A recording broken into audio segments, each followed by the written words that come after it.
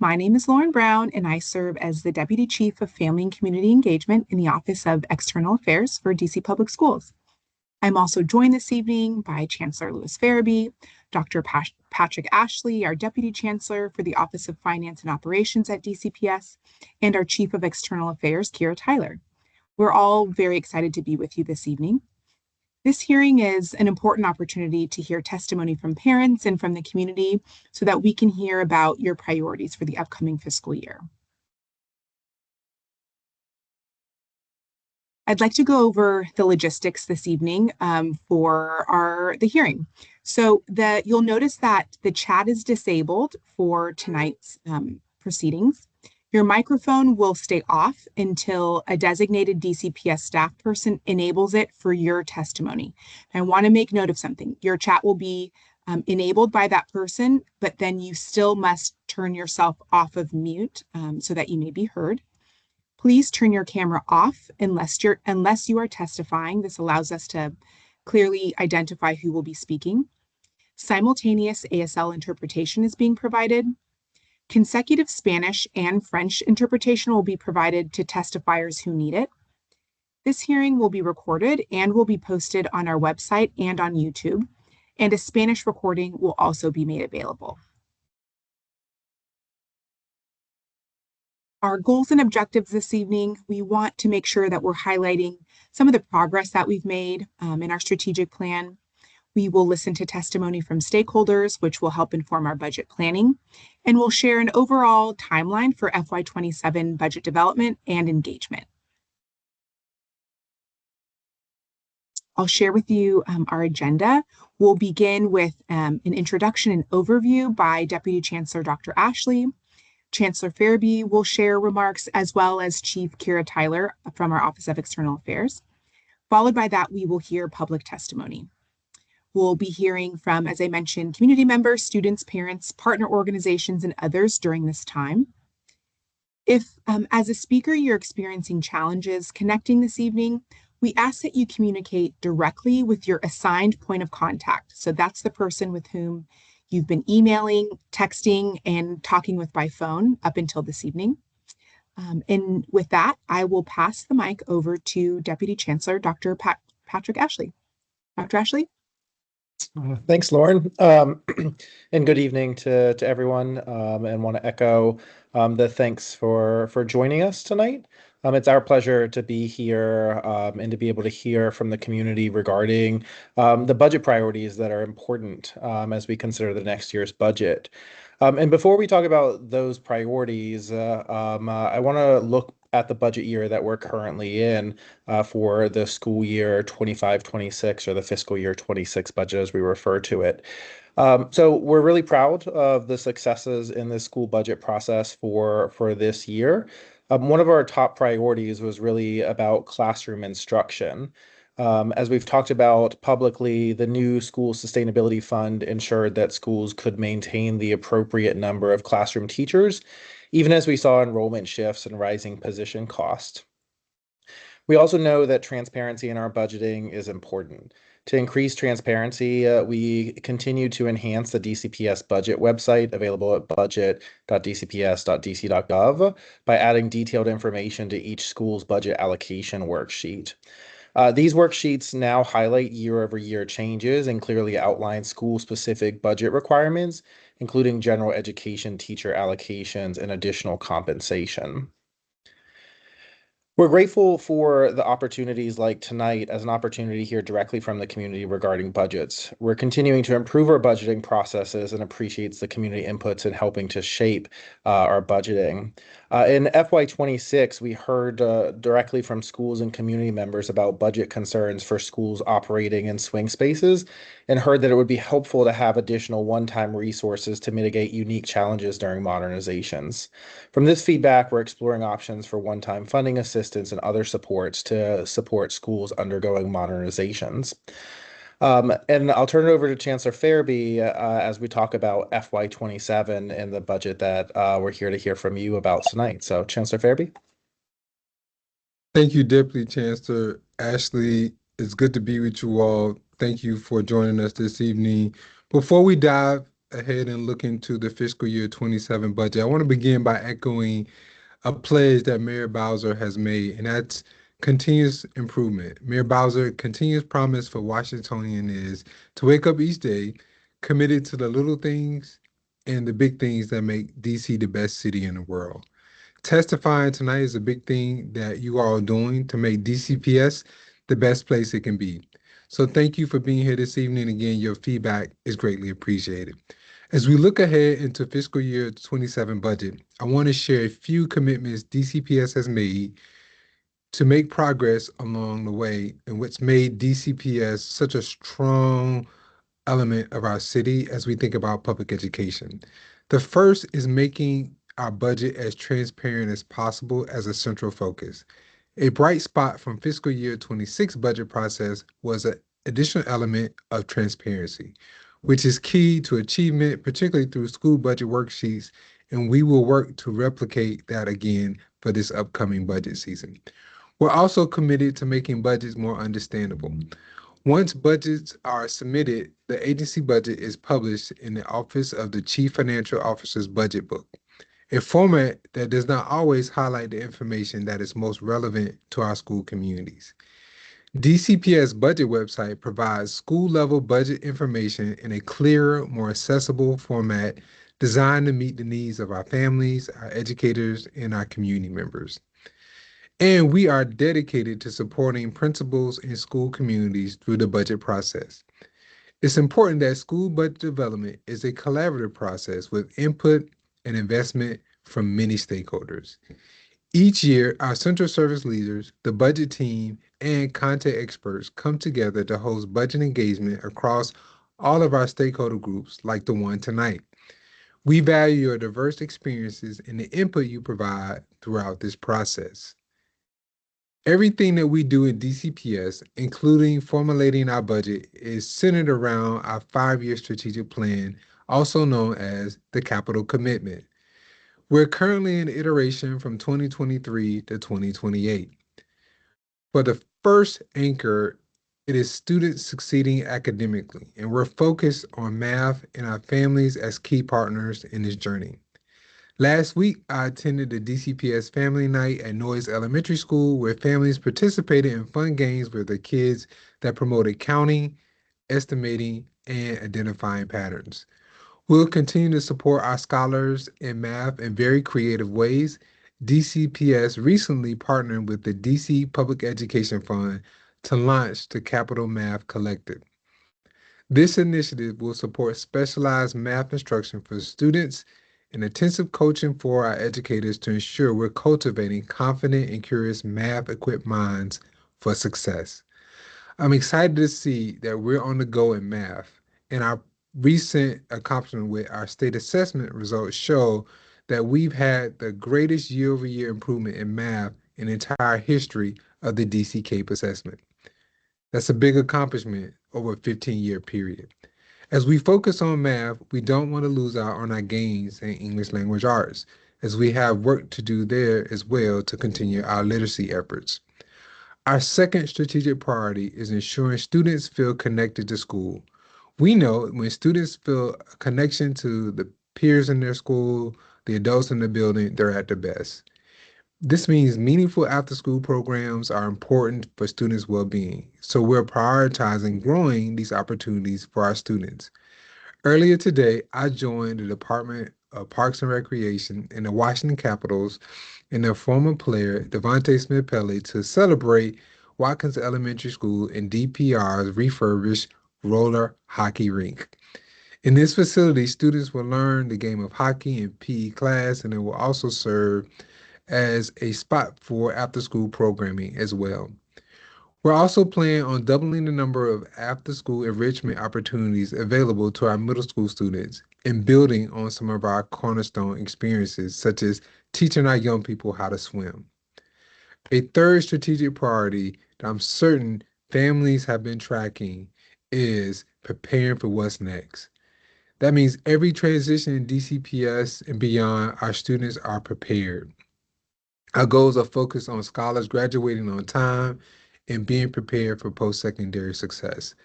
This includes our career and technical education programming. We're proud that we have over 5,000 scholars that are gaining industry recognized credentials such as computer science, biomedical engineering, cosmetology, finance, and more. We believe that these are opportunities that are preparing students for what's next after graduation and giving them a leg up if they want to go directly into the workforce or directly into higher ed experiences. We're also ensuring that our youngest learners are prepared for what's next. That's our students in pre-K 3 and pre-K 4 transitioning into kindergarten, and our fifth graders transitioning into middle school and beyond. For example, we've launched our sixth grade academy in recent years, and we've seen strong results in our middle schools. And in fact, we see that our middle school students are performing above pre-pandemic levels in math, which is something we are really proud of. And we have more students on a path to algebra by eighth grade in DCPS. So again, thank you for joining us this evening. We greatly appreciate your feedback that you're going to share tonight. We appreciate you being a part of the process. It's my pleasure at this time to pass it over to Chief Tyler, DCPS Chief of External Affairs, who will speak about our local school advisory team, also known as LSATs. Good evening, everyone, and thank you so much, Chancellor Farabee. As our budget planning continues, we encourage everyone to get involved with your school's local school advisory team, or LSATs as we call them. So LSATs are school-based advisory groups that are made up of parents, staff, and community members that work with principals on a range of topics, including identifying your school's priorities and developing the school's budget. Next slide. So just a little bit more background and context around the LSAT. LSATs normally meet monthly throughout the school year to work on a range of topics from school culture to student attendance. I'm really chewing up data in that group. And at each meeting, there's a brief update on your school's comprehensive school plan, or the CSP you may have heard, which is essentially your school's goals. Elections for chairs are held at the beginning of the school year. And those candidates are voted on by their peers. So that means that staff elect staff and parents or caregivers elect parents or caregivers. And there's also work done between the school principal and the school administrative staff. They'll host the election process with the assistance of a community action team member. So each school should have a functioning LSAT body by no later than October of each year, so you all can dig into the work and have as much time as possible. During the January and February meetings, the primary topic of discussion at the LSAT is the school budget for the next fiscal year. And so to support these conversations, the DCPS Community Action Team and the school finance team will host webinars on the budget process as well as the LSAT election process. So we're asking you to please be on the lookout for additional information via our LSAT newsletters. And if you'd like to learn more, if you'd like to find out who's on your LSAT at your school, we ask that you reach out to your school principal directly, or you can email lsat.help@k12.dc.gov for more information. And with that, I will pass it back over to Deputy Chief Brown to get us started on testimony. Thanks, Chief Tyler. Okay, so as we prepare to testify, I want to just give folks a few reminders. For those witnesses who will be testifying tonight, we ask the following. Please, as a reminder, keep your testimony to 3 minutes. I will be providing some gentle nudges along the way if you are over that time. We would just ask that for folks who are members of a group, that we ask one member of the group to testify on the group's behalf. And then just a reminder to please speak slowly and clearly so that we can make sure all of your testimony is captured in the official record. And please message as I mentioned earlier, folks have been assigned designated DCPS staff persons to support you along the way tonight. Please message that person if you have any questions or concerns. And as another reminder, keep your cameras off and mics on mute until it's time to testify. That assigned staff member will message you privately as your speaking time nears to let you know to get ready. we will disable your mic, but please remember to take yourself off of mute once it's been disabled. And if you have not done so already, please email your testimony to oea@k12.dc.gov. And so I will now call up the first three folks. We have Chrysanth Craniotes, Kathy Riley, and then Christine Miller. So Chrysanth, are you ready?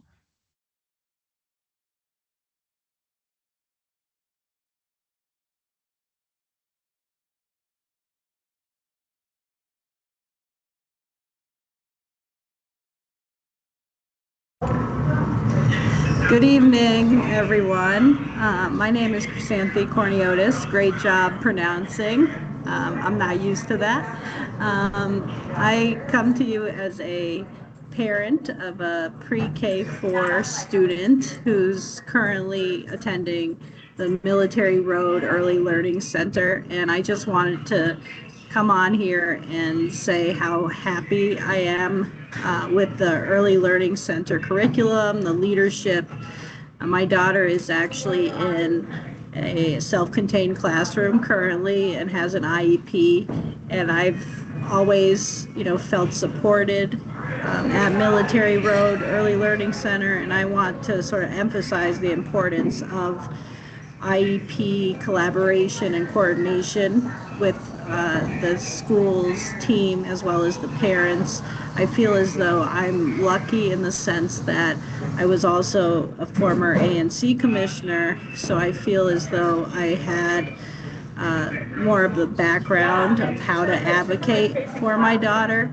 And so I would recommend that we increase sort of the communication and resources that are available for parents with children with special needs, especially in our current federal education climate. And I just want to thank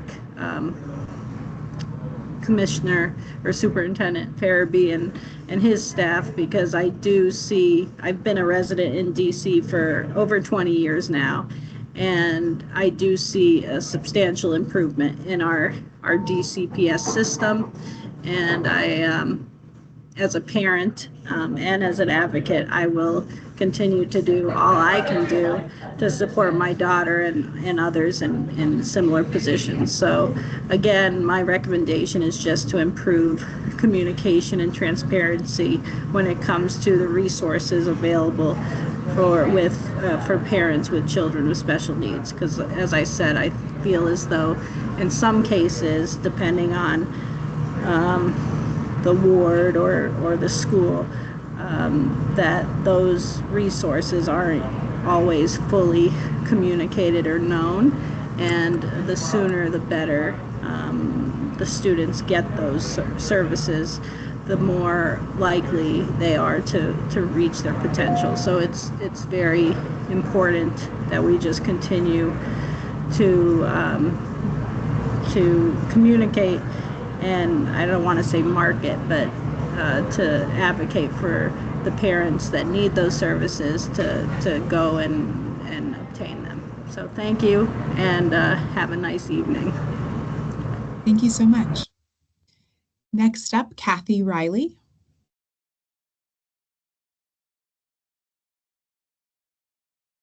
Okay, thank you. I appreciate this opportunity to testify on the DCPS FY27 budget. I'm Kathy Riley, the Executive Director of SHAPE, the facilitator, convener of the Ward for Education Alliance, and C for DC, and all three meet monthly. In order to fully support the mission and vision of the DCPS strategic plan and the goals of the guiding principles of the Boundary and Student Assignment Study, this budget as a moral document should ensure that all schools are fairly and adequately funded to provide the resources and teachers required. DCPS is a system, and this 117 schools need robust and quality central services as well as the fully funded school budgets.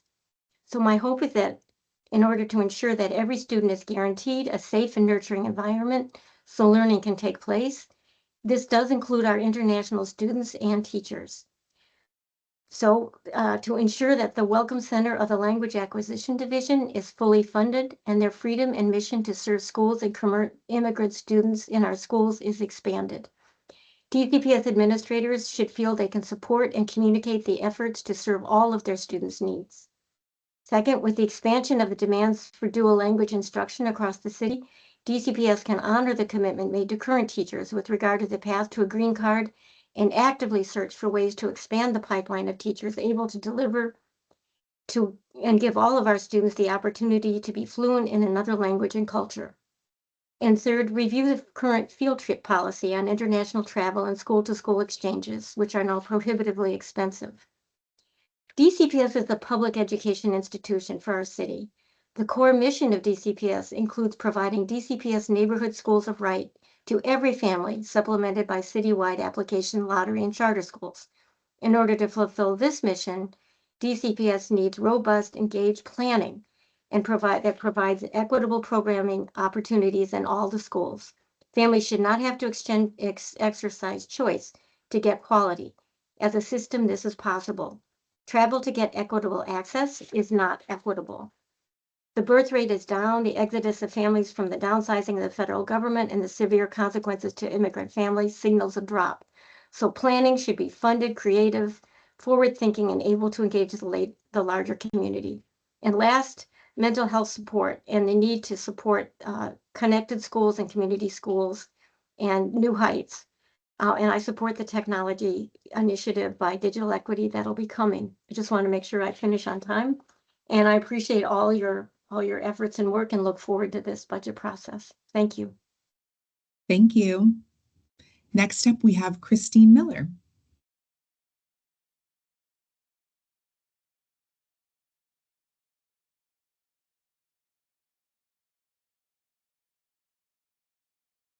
Christine, I think your mic is enabled, but you can take yourself off of mute. See if that works.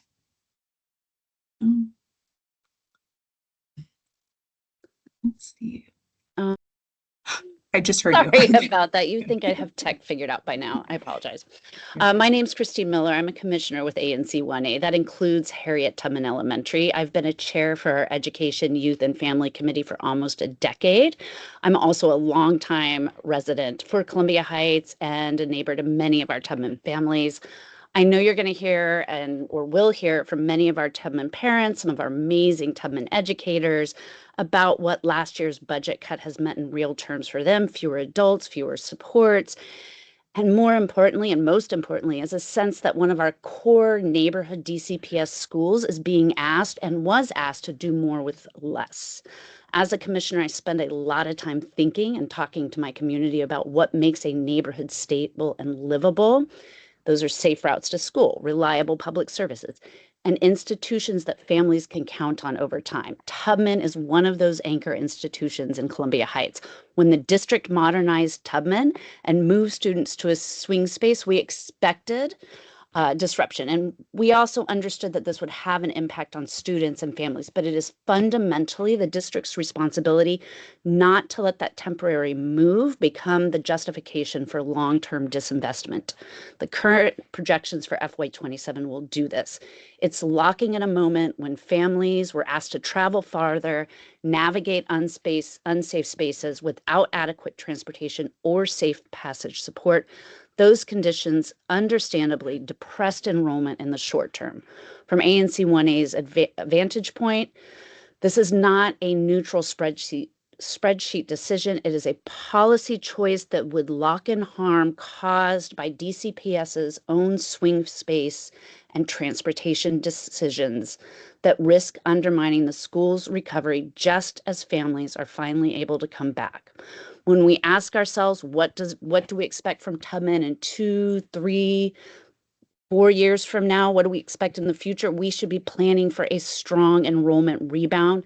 At a minimum, we ask that DCPS revise those projections upward to reflect the returning in-boundary families and provide stable funding so Tubman can rebuild from last year's disruption. Tubman's not just a building, it's really an anchor institution in our neighborhood. It serves a high population of at-risk students, English language learners, and students with disabilities. It sits in the center and in the heart of one of the city's high poverty areas.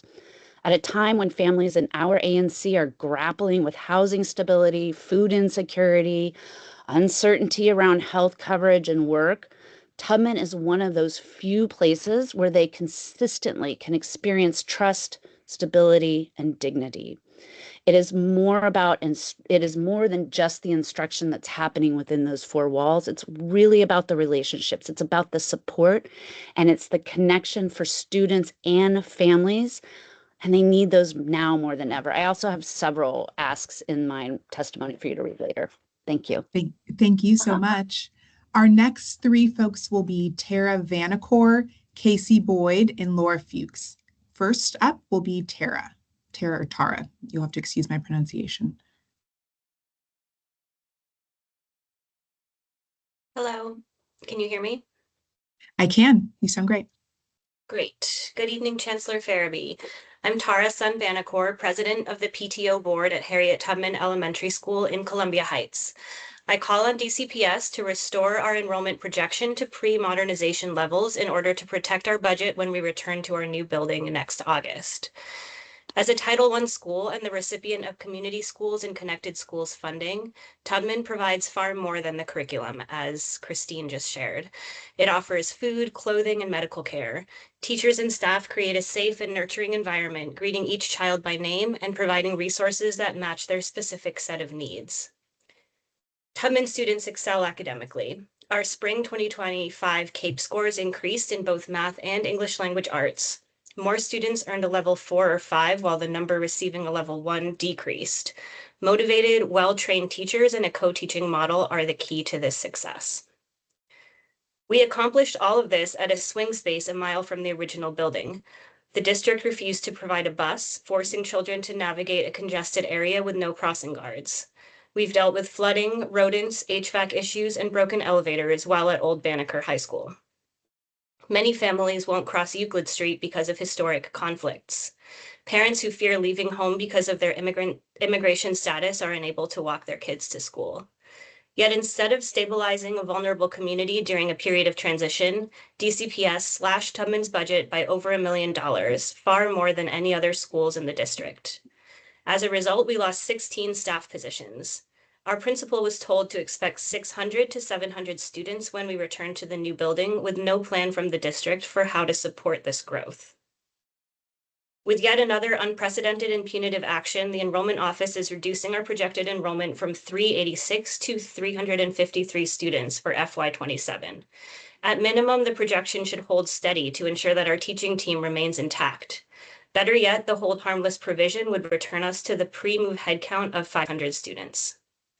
Where is the data supporting a drop in 30 students, which runs counter to past swing trends for almost every other DCPS school? Why not invest in the new building and strive to attract more families to their neighborhood school?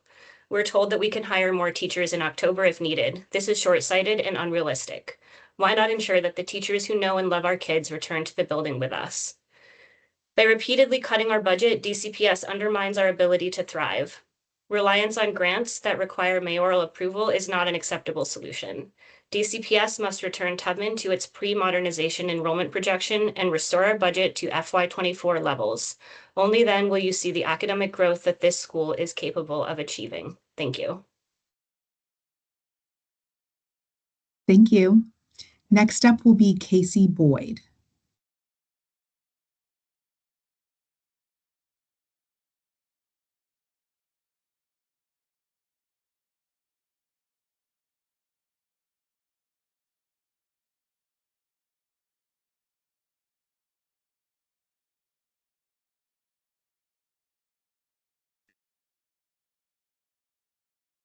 Okay, sorry about that. I just got home. No biggie. You All sound right. great. All right. Good evening. I'm Casey Boyd, the librarian at Jefferson Middle School Academy and the executive board member of the American Library Association. Thank you for allowing me to speak this evening. When a school has a full-time certified librarian, students read more. they think deeper, and they achieve higher. That's not an opinion. That's the result of academic research curated since the 60s. Certified school librarians working with students help boost student achievement, nurture lifelong learners, and close equity gaps. Yet too often, libraries and librarians are the first to be cut when budgets become strained. Currently, some librarians are not being utilized to serve their school community as they should. Some of my colleagues are teaching classes. They're serving as ed tech managers of devices. They're serving as substitute teachers, which causes the closure of the library for students, limits access, and is a violation of the WTU contract. But yet, too often, the impact of libraries and librarians are the easiest to overlook. DCPS is the fastest improving urban school district in the country, but sometimes forgets that it takes a village. Since 2020, DCPS librarians have been supporting the academic achievements of students throughout the district. Last year, our district combined print checkout of digital content, including audio and ebooks and library apps, exceeded over 2 million in usage. And I'm going to repeat that 2 million in usage. Since August of 2025, students have checked out 347,871 print and ebooks throughout the district. All of this is being done under the guidance of certified librarians throughout the district. I have three asks. One, encourage the leadership to review the 2024 State of the DCPS School Libraries Annual Report. This was created by former library director, Dr. Kevin Washburn. It demonstrates the impact of school libraries and certified librarians in DCPS. Two, please hire a director of librarians. Our library department was once a department of three. Now it's a department of one, serving over 100 of librarians across the district and library programs. Our ed tech department has a director and coordinators, and librarians would like to see the same support so we can provide the same service and properly service our students properly throughout the year. And third, I ask as I conclude, DCPS and the parents listening today, to remember the power of a child walking into a vibrant library, seeing books that reflect the world, meeting an adult, the school librarian who believes in their potential. That moment can change the trajectory of a student's life. Honoring the hard work of DC's librarians means funding our positions, supporting our programs, and recognizing that literacy is liberation. Every child in every ward deserves access to a full-time, fully funded school librarian. Thank you for your time and your continued commitment to DC students. Thank you. Next up will be Laura Fuchs.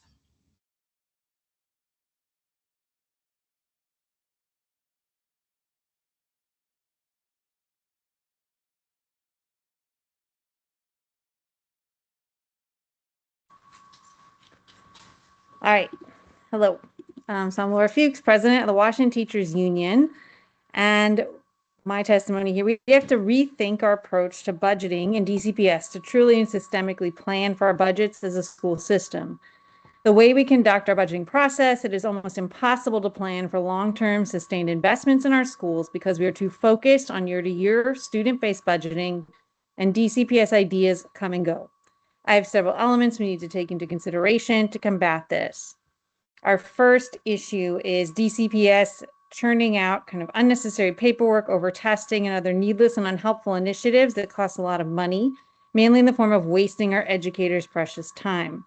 We're facing a crisis in our classrooms for our time. Students are being asked to take countless benchmarks, required curricular tasks that don't align to the curriculum, outside contractor assessments, and then the high-stakes standardized tests and assessments that leave little time for educators to actually teach. We are also forced to grade a lot of these assessments, enter the grades into multiple databases that DCPS pays for a wide number of students and little to no accounting. Add on to this countless meetings that ostensibly are to go over the data but rarely do, and all the other databases and new programs and new initiatives we are expected to fulfill. We are left with a very piecemeal and sorry excuse for a curriculum that is constantly being interrupted by outside programs and does not allow the experts that we hired to survive countless impact evaluations to do our actual jobs. This goes double for special educators and ELL teachers and anyone else who provides a necessary support service to our students on top of educating. We need to cut back on central office spending on outside contracts, conduct a full audit of the program and databases, and trim the fat at central office. There's too many redundancies that are not achieving our goals. This goes doubly for our time. We need to enforce the W-2 contract and ensure that we are actually using our time. Next challenge is school budgets are often unstable and not fully accounting for the realities our students face. Because of student-based budgeting, the budgets are there and at the whim of DCPS's projected enrollments. This goes doubly for schools that are temporarily relocating during renovations and modernizations like Tubman. And we need to hold them harmless so that we don't wrongly project their enrollments down when we know that most schools see a dramatic uptick in enrollment once they move to their new building.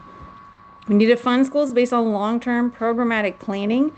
This means we also need to support the key desire of DCPS that we see from our families to ensure educators hired on H-1B visas are kept in the system in order to fulfill our commitments to expanding dual language and bilingual programs. The current choice to not spend the appropriated money by the DC Council to restart the green card policy is unconscionable and severely damaging to the goals DCPS has around dual language. We cannot afford to lose close to 300 educators over the next few years, especially when so many of the skills that we need. We will also quite possibly not be able to replace them with new H-1B hires given the current federal government. Thank you. Thank you. Our next three testifiers will be Ava Millstone, Lachelle Lewis, and Jane Hayashi Kim. First, Ava Millstone.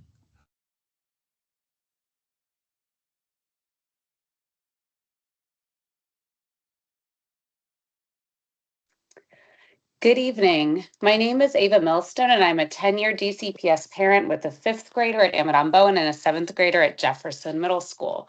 I also previously served as the director of DC Teaching Fellows, and I've spent my career working on educator pipelines and curriculum design.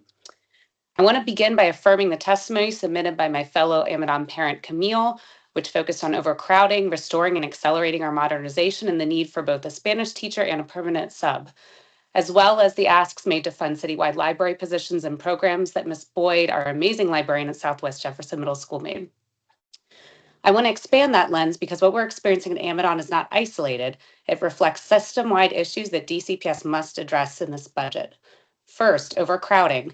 My son's 5th grade class has 29 students in a room that was not designed to hold that many children. The teachers are extraordinary, but they are at the end of their rope and the kids can barely squeeze between the desks. We were projected to enroll 395 students this year. Instead, we have 429 in November, and new students are arriving every week. Next year's projection is 432, but we are already basically there. As my neighbors at Harriet Tubman shared, when projections miss by this much, Title I schools pay the price in staffing, class size, and every resource tied to these enrollment formulas. We urgently need short-term solutions like modular classrooms and a projection model that actually reflects the growth in Southwest, where thousands of new housing units have come online and other fast-growing neighborhoods in DC. Second, the substitutes shortage. Across the district and at Amadon, we have too many days where several classrooms have no coverage. When that happens, students are split into multiple classrooms, teachers lose planning time, and instruction suffers. This is addressable, but it requires targeted investment, especially for Title I schools. Third, the educator workforce that holds our schools together are teachers' assistants. Many TAs and early childhood educators in our community received OSSE's notice that their minimum salaries will decrease in January. A fellow parent who's also a TA is now already struggling to pay rent. Another TA, someone who started in my oldest son's pre-K 3 class and has supported every child in our building, once couldn't afford to fix her car when it broke down, and a classmate of my son literally organized a fundraiser so she could keep coming to work. These are the educators DC should be investing in. If we want stability, we need a grow your own pipeline that supports experienced TAs becoming fully licensed teachers, the same way we support Teach for America and AmeriCorps participants. Finally, I want to echo the need to protect the green card pathway for immigrant educators, expand connected schools, and address the special education staffing crisis that continues to harm our most vulnerable learners. My asks for the FY27 budget are provide short-term overcrowding relief at Amadon Bowen and other schools, modernize the enrollment projection model for fast-growing Title I communities, fund substitute teacher stabilization, invest in a grow your own pipeline, protect the green card pathway, and expand connected schools and address special education staffing system-wide. Thank you so much. Thank you. Next up is Lachelle Lewis.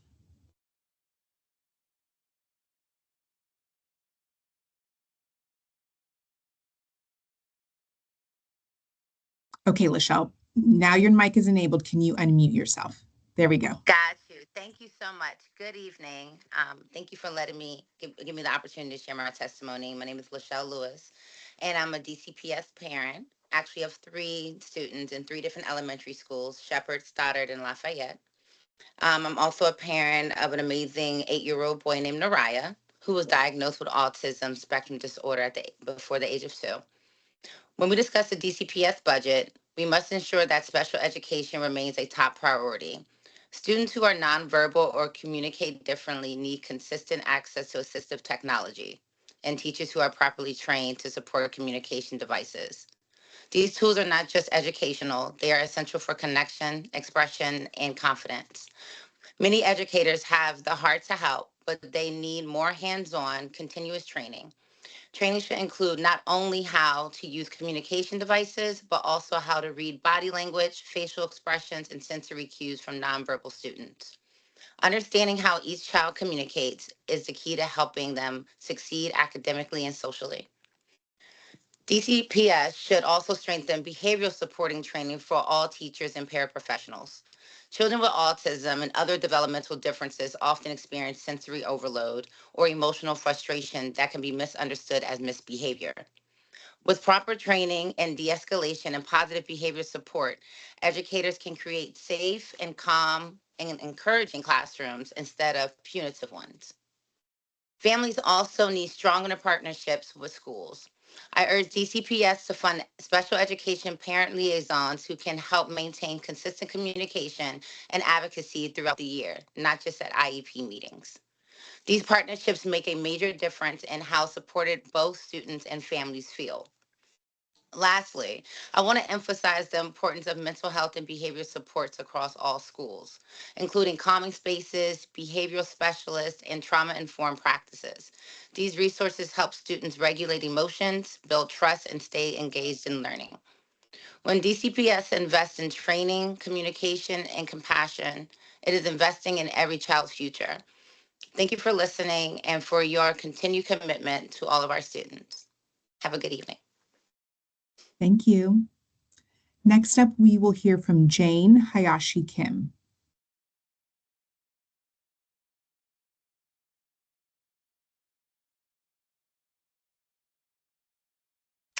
Good evening.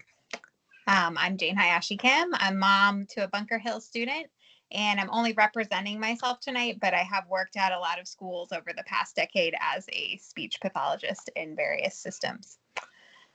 So some years ago, I was working at an elementary school when a new student showed up. I'm going to call her Esther. I was the only person in the building, student or staff, who spoke Esther's language. So I was the only person who understood.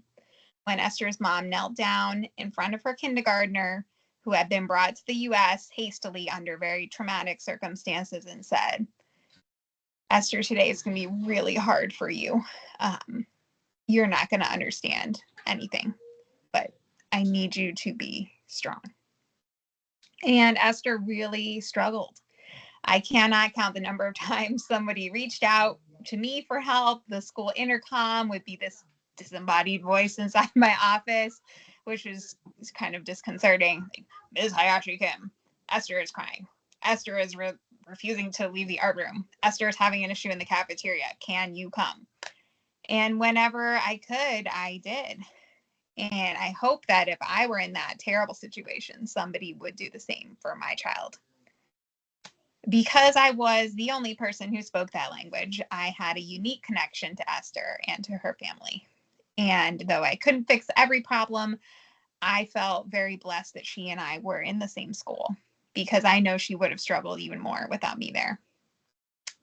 The teachers affected by your refusal to fund the green card program are often in that situation. The two teachers at my daughter's school, Bunker Hill, Profe Jonathan and Mr. Romero, are fantastic educators. They help everyone.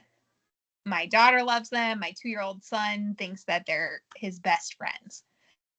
But one of their most important tasks is maintaining this critical connection with immigrant parents and students, especially where they share the language. This connection with families who now, especially under this administration, have every reason to feel isolated and to feel afraid. I understand that you can't spend money you don't have, but we went to the council to get funding for this program. And I, for one, will keep pushing for funding every year. I'm 8 months pregnant right now, so I'm going to have kids in DCPS for decades. I will always ask for this funding. You say you have the money, but you're not willing to spend it on great educators. You are not willing to spend it on people who make schools safe and welcoming for every family, and you're not willing to spend it on teachers who won't be able to stay in the country, let alone here in DC, without green cards. And that's really something I do not understand.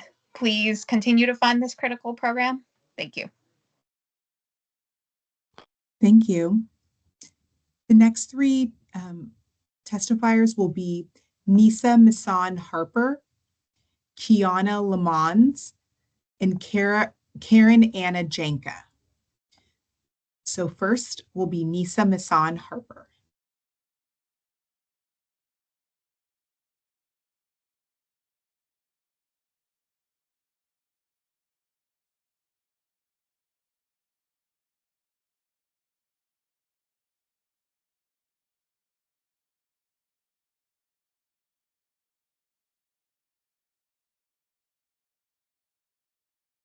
Did you unmute yourself? You've been enabled, but now you have to push the button. There you go.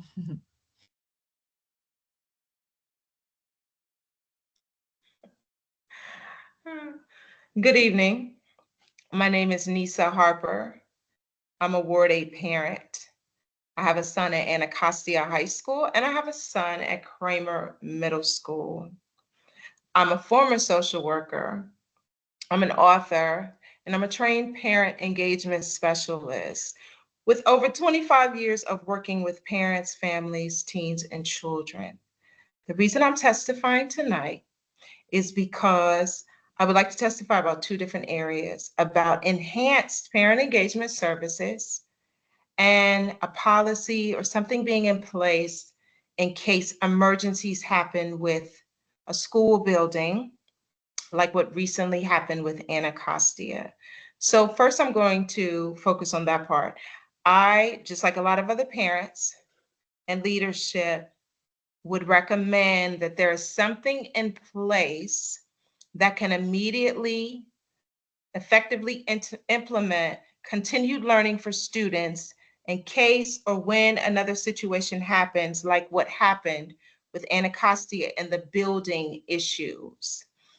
So I would like to see that, along with other people, implemented for the students so that there is no disruption in their learning. Now I'm going to go to the second part. The second part of what I was talking about was enhanced parent engagement services. I see my time.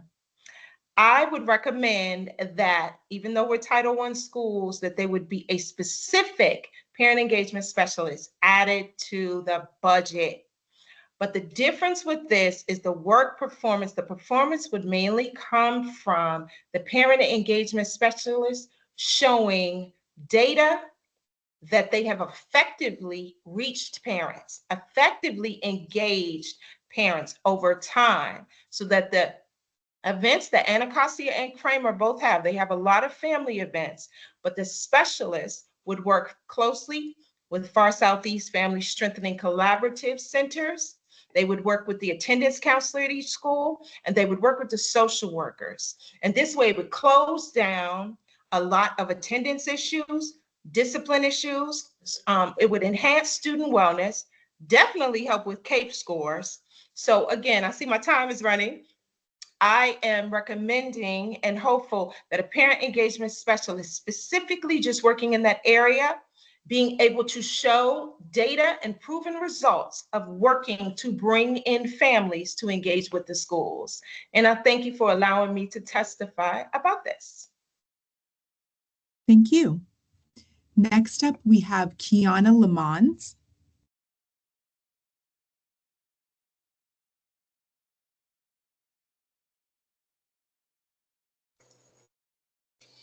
Hi, my name is Quiana Lamont, and I am a parent and advocate from Ward 7 and 8. I'm here today to speak about how our children are being left out the fastest technological transformation in human history. AI is rewriting every job description. Automation is reshaping every industry. And while the world is advancing, our students, especially those in Ward 7 and 8, are being restricted from the very tool they need to survive in the moderate economy. Banning phones and limiting technology access in our schools does not protect students, it weakens them. It ensures that Black, brown, and low-income children walk into a global tech future unprepared and unequipped. Other countries are moving forward aggressively. China now teaches AI and coding to children as young as 6. India graduates nearly 1 million engineers a year, many beginning coding in primary schools. Meanwhile, here in the U.S., fewer than 5% of elementary schools teach computer science, and 40 states now restrict cell phone use in schools. Our children are not behind because they lack intelligence. They are behind because the system lack investments. In Ward 7 and 8, STEM is still treated like an optional program. And if your school offer it, if your parents can sign you up, if there's space, and if you can stay after school, that is gatekeeper, not equity. For fiscal year 2027, I'm urging DCPS to bridge the gap of the absence of AI curriculum in schools to fully fund their 3 core changes. Out of school technology program that teaches typing, digital literacy, beginning coding, app navigation, and safe AI use. This should be taught just like math and reading requires for all students, not optional. 2, integrate technology into the core curriculum starting in elementary. Every child in Ward 7 and 8 should receive STEM technology instruction. 3, allow structured use of cell phones and personal device in conjunction with class curriculum. For many Ward 7 and 8 students, a cell phone is their only computer. Use it to teach coding, research, AI prompting, and digital assignments. Phone bans don't protect students, they protect the status quo. This is about more than devices. This is about access, equity, and whether our children get to participate in an economy that is being built around them. If DCPS wants to lead in educational equity, then Ward 7 and 8 must have a real technology pipeline starting now. Let's start preparing our children for a world that no longer exists. Let's prepare them for the world that they are living in now. Thank you. Thank you. Next, we have Karen Anna Janka.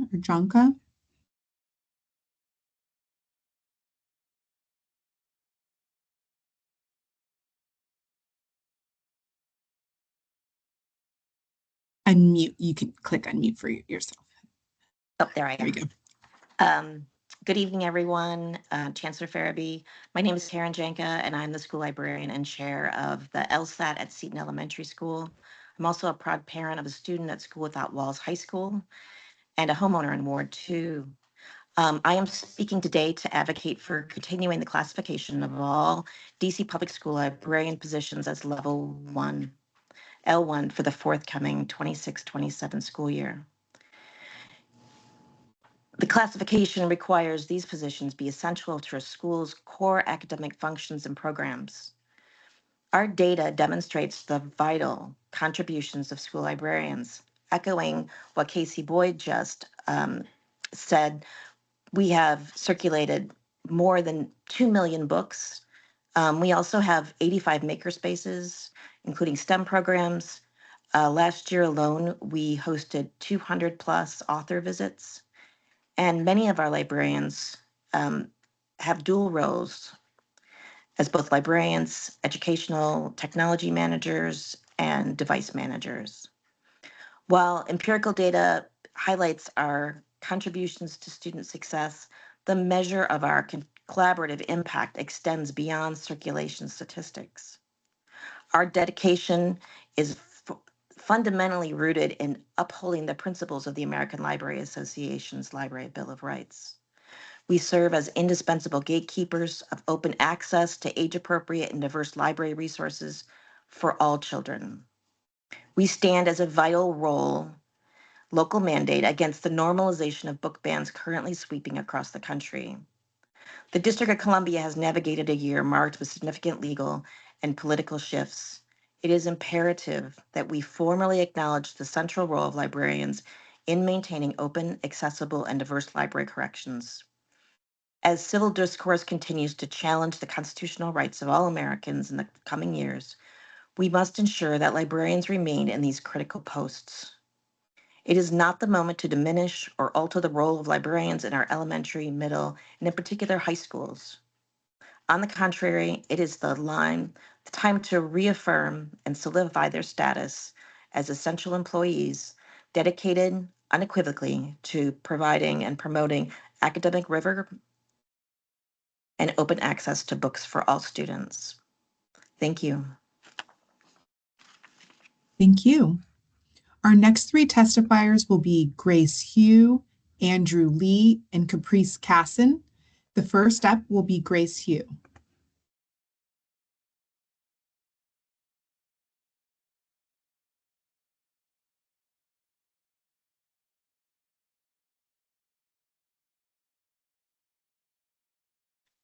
You're ready to unmute yourself. You've been enabled.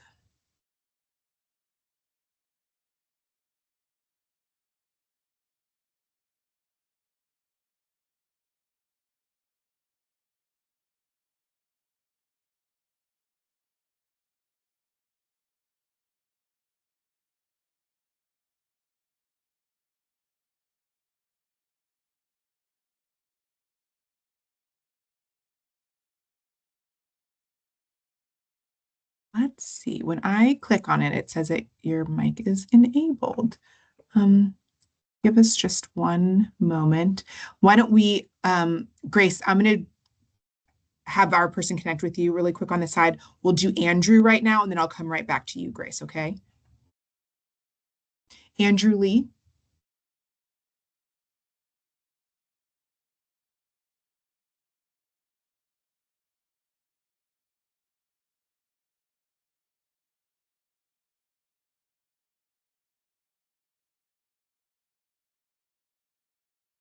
Okay, now I see your mic has been enabled. Can you hit unmute? All right. Good evening. Good evening. Thank you for the opportunity to testify today. I'm Andrew Lee, and I'm the Executive Director of the Washington Conservatory of Music. We're a nationally accredited community music school that has served families across the region for more than 40 years. I'm also a musician, educator, and a longtime advocate for equitable access to arts education in our public schools through many organizations in my past, from the Boys and Girls Club to DC Strings. For nearly 20 years, where I've taught generations of DCPS students. When we talk about the budget tonight, I want to speak to the critical importance of sustaining and expanding music education for DC students, and to share what we are seeing firsthand in our work with schools like Malcolm X, Hardy Middle School, and a variety of others, where we support the band, chorus, and orchestra programs, provide professional development to teachers, provide teaching artists, and help ensure that students have the resources and instruments they need to participate fully. We are only able to do this because of community support. DCPS has a rich history of teaching and providing musical opportunities for generations of young musicians and artists. Where do students in DCPS go for these opportunities now? Some of the greatest artists are from DC, from Duke Ellington to Marvin Gaye, Chuck Brown. They were all educated in DC public schools. I know DCPS cannot do it alone, but the number of community organizations committed to this work is dwindling fast given the pervasive cuts and challenges in the nonprofit sector. What we know and what we see in our work is clear that many DCPS music teachers are often dealing with broken instruments and difficult facilities. This should be unacceptable in our nation's capital. What we know is that when young people have access to music and the arts, they thrive. This is not rocket science. Our youth are caring a lot in this moment, and we know that arts can not only be a lifeline for them and an opportunity for self-expression, but also a brighter future. One of the things I want to focus on is DCPS does meet minimum requirements of about 45 minutes a week for access to the arts or music, but that's nothing compared to our neighbors in Fairfax, Montgomery County, and surrounding jurisdictions. What can you learn in 45 minutes a week, once a week? The bar is way too low. We know that students deserved well-funded, well-staffed music programs in every public school where they have access to band, chorus, orchestra, and more, and that the teachers are supported and have the resources they need to succeed. This should be a fundamental part of their education, not something that's optional or cut all the time.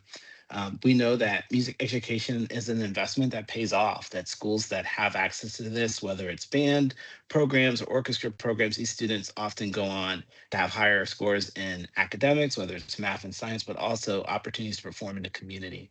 I urge you to consider and to continue investing in building robust music programs to support the DCPS Music Office with FTEs and make sure that these requirements are not optional, but that they're enabled for every student to succeed, not only academically, but in music as well. Thank you. Thank you. Okay, Grace, let's give this another go.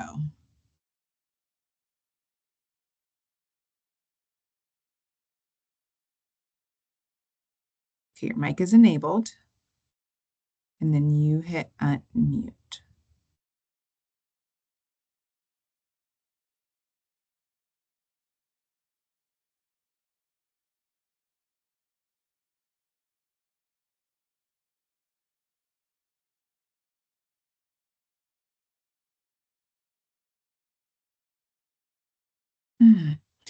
Okay, Grace, can you try to dial in?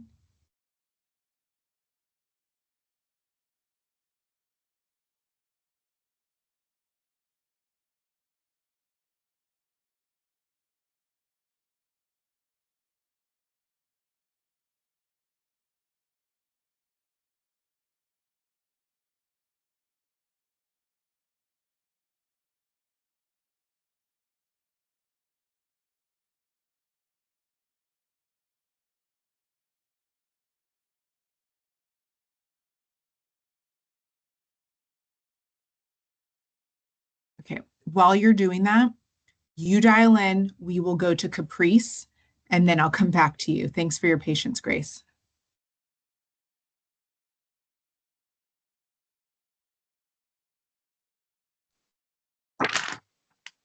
Good evening, everyone. I want to say thank you for the opportunity to testify tonight. I represent J.C. Null Elementary School as the PTO president, and I'm also a parent of a current first grader and 4 DCPS alumni. The first thing I would like to say is we need to find a way to have a standardized budget. There are approximately 20 of the line items in DCPS budget that does not change.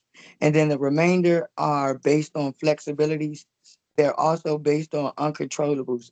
We have to find a way to be able to prepare each school for things that is not in nobody's control. Because ultimately, we still have to address and service every student that walks through the door. As it relates to building issues, DCPS has to find a better way to navigate with DGS as it relates to any building issues because it automatically disrupts all of the children's education. Whether it's one classroom or one section of the building, it eventually has a widespread trickle effect. I also ask that DCPS prioritize stable funding for special education. Special education, actually, if we be completely honest, it is also helpful to students who do not sit under that umbrella. And it is necessary that the students that classify keep all resources, all teachers, all materials that is needed to see the constant improvement we all want. As a Title I school, Title I schools have very unique challenges in their individual spaces, but classified as a Title I school, DC Public Schools should have a supportive budget for Title I schools because they are the schools who have the most challenges that they have to work through on an everyday basis, not once a week, not twice a month, on an everyday basis to keep our children safe and engaged in learning. The immigration component has been completely highlighted tonight.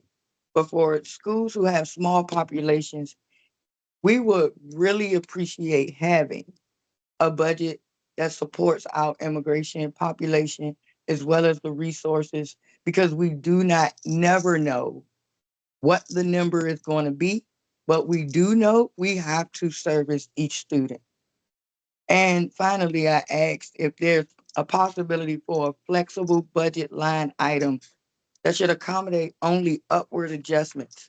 Yes, we have projections, but if we knock those projections out the box, how are we securing the educational needs of all students in the building?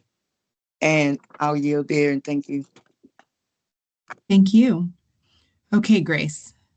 Let's see if you're able to get access from dialing in.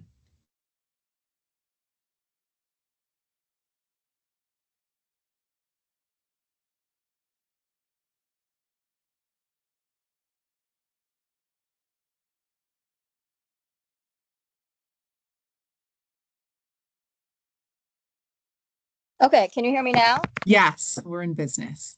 Thank you Okay, for your great. persistence. Sorry for that. Good evening, Chancellor Farabee and Deputy Chancellor Ashley. My name is Grace Hu, and I'm one of the parent co-leads for Digital Equity in DC Education, a coalition of parents working to close the digital divide and to provide a 21st century education for our children. I also serve on DCPS's Technology Advisory Committee. Since 2018, our parent group has continuously engaged with DCPS on tech needs. While DCPS has made some improvements, significant tech challenges still exist. As members of the DCPS Technology Advisory Committee, continue to see the same challenges discussed from year to year, and our latest annual survey of DCPS schools shows that there are still schools struggling with managing their devices and experiencing other tech challenges. For this school year and the 27 budget, we ask that DCPS address the following issues. Number one, DCPS should continue to meet the mayor's commitment to provide a 1-to-1 student device ratio for all students in grades 3 to 12 and a reliable device for every DCPS teacher. The refresh of technology should be automatically baked into DCPS's operating budget every year. Additionally, this school year, we have received many comments on the inadequate condition of teacher devices, which teachers say are aging and no longer reliable. It is not clear to us whether complaints about teacher devices are due to a breakdown of communication on how schools can get their teacher devices refreshed or an actual shortage of reliable working teacher devices. We ask that DCPS reach out to every school to check that they have sufficient reliable teacher devices and properly fund those devices, which are needed to implement curricula and mandates from central office and to use classroom smart boards. Number two, many schools provide computers through carts in classrooms instead of issuing each student a device. The cart distribution model poses challenges for secondary schools, as the number of devices in each classroom cart is not always sufficient given the large variation in student schedules and class sizes at high schools compared to the lower grades. We urge central office to consider how a school's distribution model may impact the need for a larger contingency of devices at the school. We also ask that you consider how device distribution models affect equity. The decision by many schools to not allow students to take home devices impacts students' ability to complete homework and perform on an equal level as their peers. Lastly, despite DCPS paying Octo millions of dollars per year to provide IT support and Wi-Fi, we continue to hear challenges about internet connectivity and schools' management of technology. including keeping the tip web inventories up to date. We urge you to make sure DCPS is getting the full value of its money from Octo and to invest in schools' capacity to manage technology, which will help ensure effective use of technology and reduce device loss rates. Thank you for the opportunity to testify. Thank you. Our next three contributors will be Kishan Puda, Christina Hansen, and Sharnal Cheney. The first person up will be Kishan.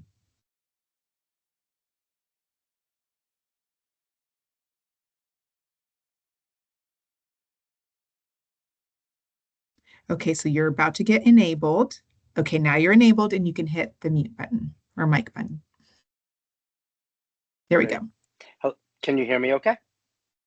You sound great. Thank you. Okay, great. Sure, no problem. Hi, I'm Kishan Putta. I'm an ANC commissioner in ANC 2E, where Georgetown and Berleith are. I represent Hardy Middle School, Hyde Addison Elementary School, and of course, all of my constituents in boundary for MacArthur High School. I'm also the parent of a second grader at Hyde Addison Elementary, which I asked all the schools if they had any budget requests. Hyde Addison did not have one at this point, so that's good. As a dad, Hyde's doing okay. Hardy Middle School actually does have some significant needs, which we've been working on for years. We've been warning of overcrowding coming at Hardy for years, and unfortunately we are finally there, and we still don't have enough classrooms at Hardy. Instead, what we got were some other needed things. A cafeteria expansion is coming this year. Finally, it's very much appreciated. Like, for example, this I know you've heard this at other schools, but the security machines, the lines are very long. They want another security machine. It's not big enough for another security machine. So we asked you to find a way to have a second security machine so kids don't lose a lot of instructional time waiting to get into school in the morning. There's not enough classrooms. There's more teachers than classrooms. And so whatever it needs to be with the cafeteria, we asked for classrooms. They said the budget didn't allow for it. So that's why I'm here, to get more budget, to get more classrooms, even if they have to be modular or trailers. We'll find a way, but we are going to need it at Hardy. At MacArthur, I am a member of their SIT team for the big expansion that's going on at MacArthur High School. And we appreciate that that the money's in there and that the construction's being done this year for the second expansion. But then the third expansion, we want to make sure you fund that the government funds, and that's for the theater and a larger cafeteria. Their cafeteria is not going to be big enough when the school expands. So please be vigilant for that. I'll just use my remaining time to echo and honor what Grace Hu was saying. I worked with her on digital equity to get more devices into schools before and after the pandemic, and I can't agree more with what she was saying about it. These are what I'm hearing from parents and students as well about the tech carts not being sufficient and the teachers not having the technology they need to teach their kids. Please get us to 1-to-1 in a ratio for devices to students. Thank you very much. Thank you. Next up, we have Christina Hansen.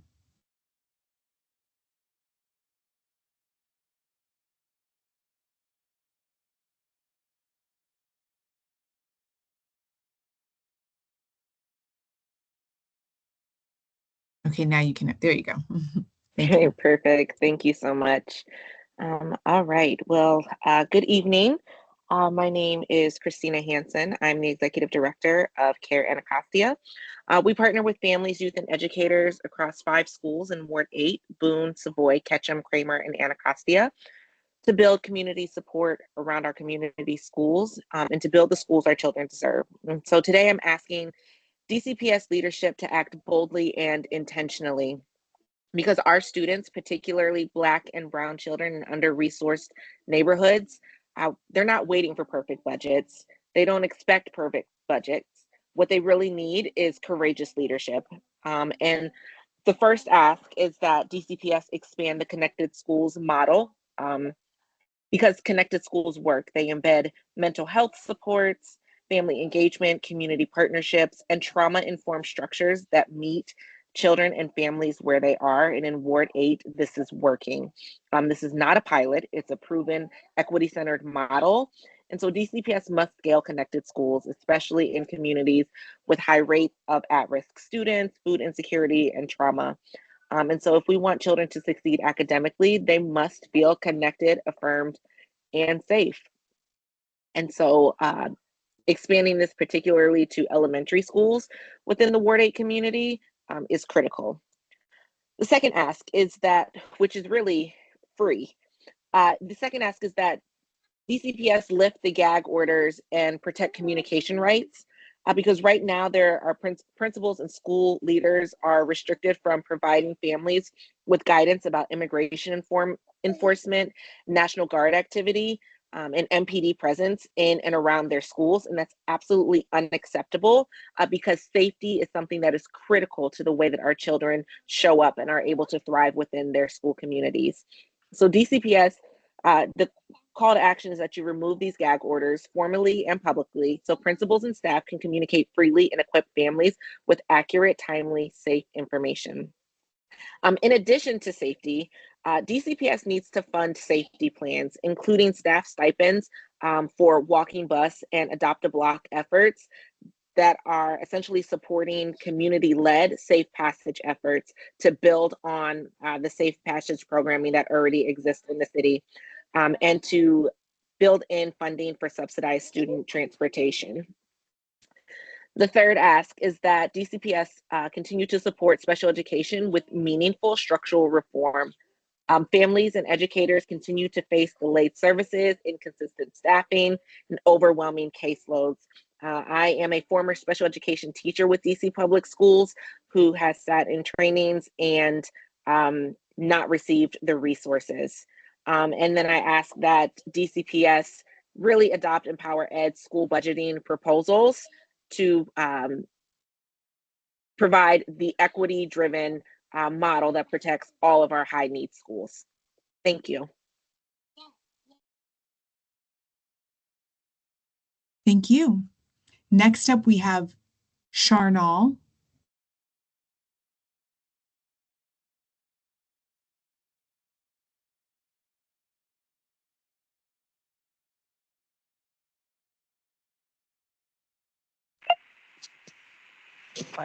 Can you hear me? Yep, you sound great. Okay. Hello, my name is Charnel Cheney. I'm a Ward 8 resident, a mother, and the founder of the Bow Yoga Collective. We create safe spaces for our youth to heal through yoga, meditation, breathwork, Reiki, and other healing modalities. Over the years, we've had the pleasure of working in several Ward 8 schools, and the amount of trauma that we witnessed made it clear that our students cannot learn efficiently under these conditions. At one school, we set up a healing space to replace in-school suspension. It was working, students were calming down, returning to the class ready to learn, but we were paying out of pocket and couldn't sustain it. We also organized a Healing from Gun Violence Day, which was part of the Week of Healing for Teachers, with support from several community organizations. Teachers were overwhelmed by students' behavior and the number of fights. Many were breaking down in tears. When our schools are forced to choose between meeting students' emotional needs and focusing on academics, when both are essential, our system is failing them. All Ward 8 schools need trauma-informed care at the forefront. Teachers, nurses, administrators, and all staff should receive trauma-informed training so they can better support our students and run their schools effectively. With real investments in our schools, especially elementary and middle schools, we will see improvements in literacy and in healthy student behavior. For far too long, Ward 8 schools have carried the weight of challenges that no learning environment should have to hold. Instead of classrooms centered on growth, safety, and curiosity, too many of our schools have been overwhelmed by crisis, constant disruptions, and unmet emotional needs. The stress, the fights, the instability, all of it has created an atmosphere where students struggle to focus and educators are stretched beyond their limits. When becomes the norm, learning is learning is pushed to the background and our children are denied the calm, supportive spaces they deserve. For next year's budget, we are asking that we prioritize replacing traditional suspensions, which too often feed the school to prison pipeline, with wellness-based in-school suspension dedicated wellness days and mentors with teachers funded directly through DCPS. We also want to ensure that the weekend healing becomes a twice a year practice with all Ward 8 schools so that every student and educator has access to consistent, meaningful support. As a mother, a community member, and someone who works directly with our youth, I am asking for real, sustained investment in Ward 8, investment that can expand across DC. Thank you for your time.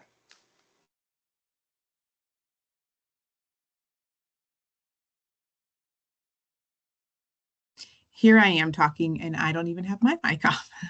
Okay, our next three testifiers will be Scott Goldstein, Becky Ballard, and Nathan Ballard Means.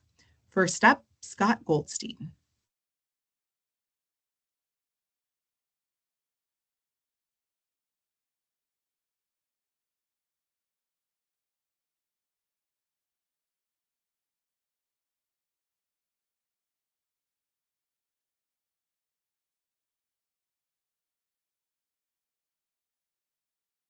Your unmute button won't work either. There we go.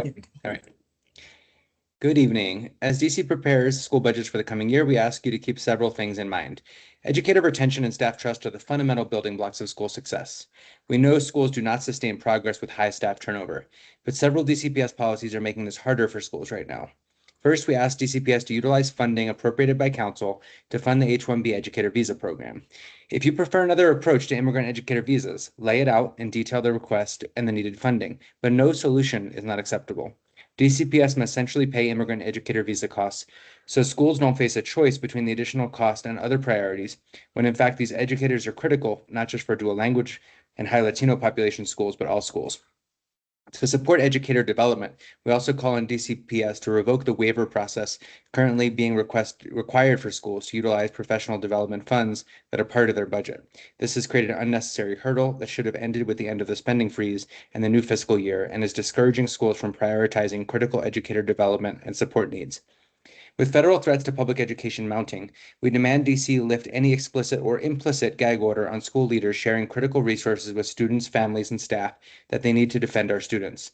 We also ask you consider budgeting one-time additional funds for schools that are needed to go far above and beyond to make families feel safe commuting to school amidst federal attacks on the immigrant community that are likely to continue, and over-policing and criminalization of youth in Black communities. We also demand you cancel the SRO contract with MPD, who is actively cooperating with ICE, and reinvest this funding in proactive support for the safety of our students and families. One of the single most important investments you can make, understanding the instability of the safety net at this moment, is to plan with intentionality for the expansion of DCPS Connected Schools model that provides critical wraparound supports for students and families and is proven to bolster attendance and academic outcomes. These costs should live on the central budget, not on school budgets, and the expansion must be faster than in previous years. If you need additional funding, ask the mayor and council for it, and we will be there by your side helping make that happen. Next, every single student deserves a well-rounded education and appropriate staffing to ensure this. Accordingly, we ask you re-implement the comprehensive staffing model ratios for multilingual learners, but lower the ratio to 13:1 and ensure that librarians, art teachers, music teachers, theater, world language, restorative justice coordinators, attendance counselors are required as part of the CSM for all schools at appropriate ratios. Without a CSM imposed requirement for these roles, more affluent schools will every time benefit from a more well-rounded education. Finally, DCPS has to address an overly burdensome field trip policy. Building and frequently updating AI guidance for schools and addressing special education concerns raised last year by the Department of Education. Any funding needed to meet these goals should be considered as you plan for next fiscal year. Thank you for your time and attention. Thank you. Next up is Becky Ballard.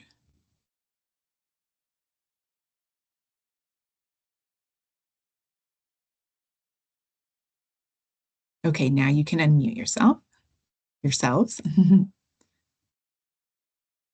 Okay, we should be on. All right, I'm actually going to let my son Nathan go first.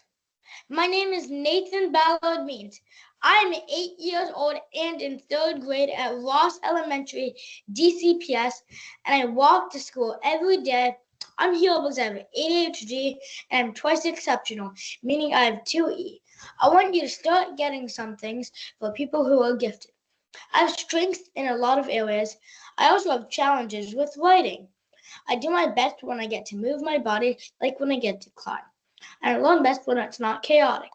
I feel most engaged when I do math. Right now, I'm doing middle school math outside of school. On the I-Ready test, at the start of 3rd grade, I got a middle school score, but in both reading and math. But they put me on a 3rd grade level. I want to do my best, but I need harder math while I was focused. I need DCPS to fund programs like the Beast Academy in Math, program created by the Art of Problem Solving team. I do this program outside of school, and it does much more advanced math than what I do at school, including in iReady. This program has been used in other public school districts in the country as well. This program would help me get the harder math I need to focus. You should also get someone who can help kids that are 2E like me, because then fewer kids will leave the DC because of the school system, and you'll get the money paid back in tax dollars because less people will leave. Thank you for listening. I hope you will support kids like me by having a 2E program and helping those who need it get harder math. All right, and I'm just going to chime on in. Nathan, do you mind if I sit here as well? Great job, sweetheart. I'm really proud of you. So hi, my name is Rebecca Ballard, and I'm proud to be the mother of Nathan. He's a twice exceptional neurodiverse student. As you've seen, he's bright, he's creative, he's many grades ahead in reading and math, and he's deeply frustrated by a system that has no framework to understand him. By the way, time-wise, if we could just reset to the 3 minutes, that would be fantastic. Just asked them to do that for you. Thank you so much. We attend our in Boundary Local Public School for 3rd grade, his 5th year there, and we're deeply committed to and engaged in supporting public education. I also come from a family of public school teachers. Twice exceptional students are not rare. National data suggests 6 to 10% of students receiving special education services are also gifted. Thank you. It's likely higher. In Nathan's own classroom, there are multiple 2E kids. That's what happens in the most educated city in the country. High adult educational attainment strongly correlates with higher rates of neurodivergence and giftedness in children. These students have real needs and extraordinary possibilities, and right now, DC Public Schools recognizes neither. We have 0 programming for twice exceptional learners, 0 dedicated staff, no structured supports, no acknowledgement that this population even exists. It's an outdated framework that treats disability as a limitation rather than a profile that includes strengths, creativity, and potential. It's not only inaccurate, it's offensive. When Nathan is challenged, he thrives. When he's bored, which is often, he may become dysregulated. His behavior is not a mystery. It's a predictable response from a child whose intellect moves faster than the material in front of him. Surrounding school districts, Montgomery County, Arlington, Fairfax, have dedicated 2E staff and programs. And they do this while spending less per student than DC, which spends more per capita than anywhere in the entire United States.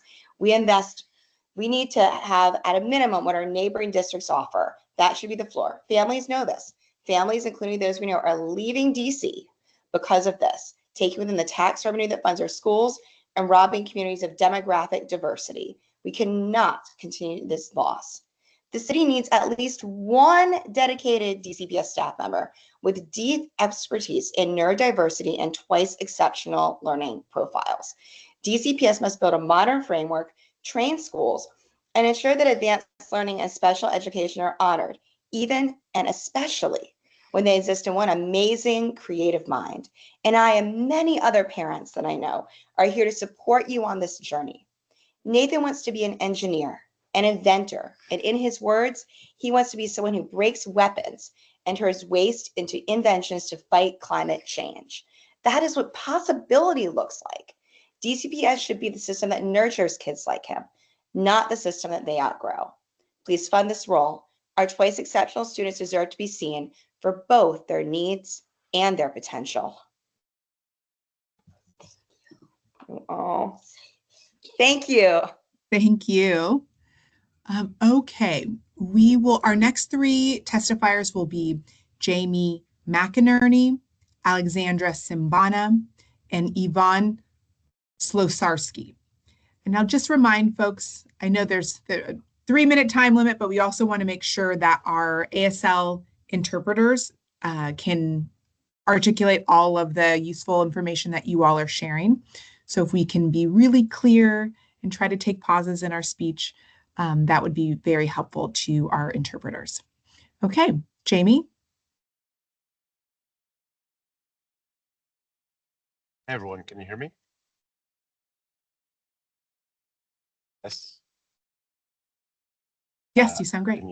Okay, great. Sorry for the bad camera. I'm on my way home from work now. I'm calling in I don't have let's say the most polished talking points. I appreciate the folks that went in front of me and are well prepared. I'm a parent of 2 kids in the DC public schools at Ludlow Taylor Elementary. I guess my main message to this body is that, similar to what the previous woman said, if we spend the most per capita per child in the US, like we should have the best school system in the world in the US. And so I guess my message to you would be at a macro level, just to have brilliance in the basics. Like if we're paying that much money, let's make sure that like the basic stuff that a school needs to do is funded and working. That should be the minimum. I realize there's a lot of like extra and more special and more edge cases out there, but I think it's important that just the basics work. And I'll just give you 2 examples from Ludlow Taylor. One is the iReady system, which I know is used throughout DC schools and in a lot of different places. Unfortunately, you're not able to access it from an Android device. That's just unacceptable. We happen to be an Android family. We have phones and tablets from Google, Samsung, and that program is just not available on those devices. We've raised this for about a year and a half and have not been given a satisfactory way to access the program. I just got my child's scores today, and they're like mediocre. That's not the reason I decided to testify, but I guess the point being like that system needs to be accessible to everyone and easily accessible. So that seems like an easy fix. Again, brilliance in the basics. The other thing I would just mention quickly is maintenance issues. There's a whole host of them that are unaddressed at Ludlow Taylor Elementary. There's pretty consistent flooding in 2 parts outside the school, and not from rainwater. It's from something else that's causing flooding. There's been electrical issues at the school. There's an issue with the elevator, and because of the elevator not working, they couldn't get a certain certification they needed to get funding for an after-school program. Just in general, I as a parent have come in and like painted the walls of the school before the school year starts because they need to be painted badly, and I don't know, there's no funding to paint. So these are just the basic things that I encourage you to figure out a way to get done. Thank you for your time. Thank you. Next, Alex Simbana.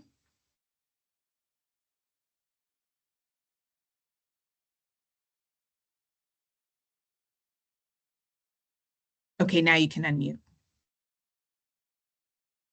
Okay, can you hear me? I can. Okay, I apologize in advance because I am under the weather, so it is a little harder to hear me. So please bear with me. Um, Good evening. My name is Alexandra Sambana, and I am a DCPS parent and a member of the DCPS Technology Advisory Committee, TAC. I do want to just highlight that, um, I am also a member of the Digital Equity in DC Education, a parent-led group that focuses on ensuring that all DCPS schools and students have access to computers and internet so that they can not only learn without impediment, but they can also gain skills that will serve them later in life as they continue their education or careers. When we started this endeavor, my oldest child had just started pre-K3. She's now in 8th grade. And while we've made some gains in securing devices to most schools, we still hear reports from school communities that they are not at the 1-to-1 ratio that was determined necessary for grades 3 through 12. We also hear from schools in the pre-K through 2nd grades that are not at the 3-to-1 ratio. Much like our political climate has shifted, many people now are anti-technology without fully examining what those dangers are of not properly training and guiding their students with the tools they will need to access their daily schoolwork and prepare them to function at the industry pace as they continue their educational careers. Key factors to ensuring that the educational day can work efficiently is to make sure we have a true inventory of all devices. We have a known universe, this is for the school year 24-25, of 52,030 students. Of those, 18,073 were students in pre-K 3 through 2nd grade, which means that we should roughly have had 6,024 devices to service those students. For grades 3 through 12, we should have had 33,562 devices to service those grades across all DCPS schools. These are known numbers that should be easily identifiable, and yet every year we struggle to get an accurate audit on the state of our devices per school. These devices are not just nice to have or equipment for specials. These are devices long ago replaced our reliance on out-of-date school textbooks. They are how our students access their daily learning. So it begs the question, why have we not become excellent at knowing our inventory, replacing it with reliable and regular intervals? And why is this information so varied from school to school? Central office pays a lot of money to contractors year after year, and they still do not deliver the necessary information in a timely manner. The second layer of access is the ability to do your homework on a computer. These devices should be allowed to be taken home from every DCPS school without restriction. To shift this decision to the school level further creates a two-tiered system where some schools are allowed devices to take home and others not. The argument of students being robbed for their devices has long been used, but I will counter with this. All middle school and high school charter school students are provided computers by their schools, and somehow those students are traveling safely around the district every single day. Anyone in DC knows you need a functional and reliable device to tackle your day. Nearly every office and agency has a regular replenishment schedule for their technology. Our children need those same needs met. That means we also need a reliable funding source in order to buy replacement and new devices on a regular schedule, not only for our students, but also for our teachers. We currently do not have a set schedule for replenishment, and we must tackle this question from scratch every single year. Schools need to know they will have the proper allotment of working devices before the first day of school. Most importantly, DCPS needs a robust and informative technology plan, which has specific information on number of devices, clear information on the device audit by school, and the cost of replenishment of inventory. This information is critical to show our DC residents how we are serving our schools and students with improving efficiency. There should also be regular intervals where problem areas are identified and a plan is set to resolve any impediments to student access of technology in classroom learning. Keeping the reporting of this information twice a year to council helps us all make sure we are keeping on task with our stated goals and implementation of strategies. Lastly, I just want to point out one issue that is not tech related, but I heard today from families that DC students who are being helped to school by volunteers, other parents, community members, because of increasing attacks by police and harassment of federal agents, those students are receiving in school detention or being penalized with tardies. We are further traumatizing our children who are just have the unfortunate luck of being children that need to get to school during this crazy time. So I really hope that DCPS Central Office can look at those practices and figure out how we can better service those children, especially now that they are just trying to get to school and continue their learning. Thank you so much. We appreciate that. Next up will be Yvonne Slosarski.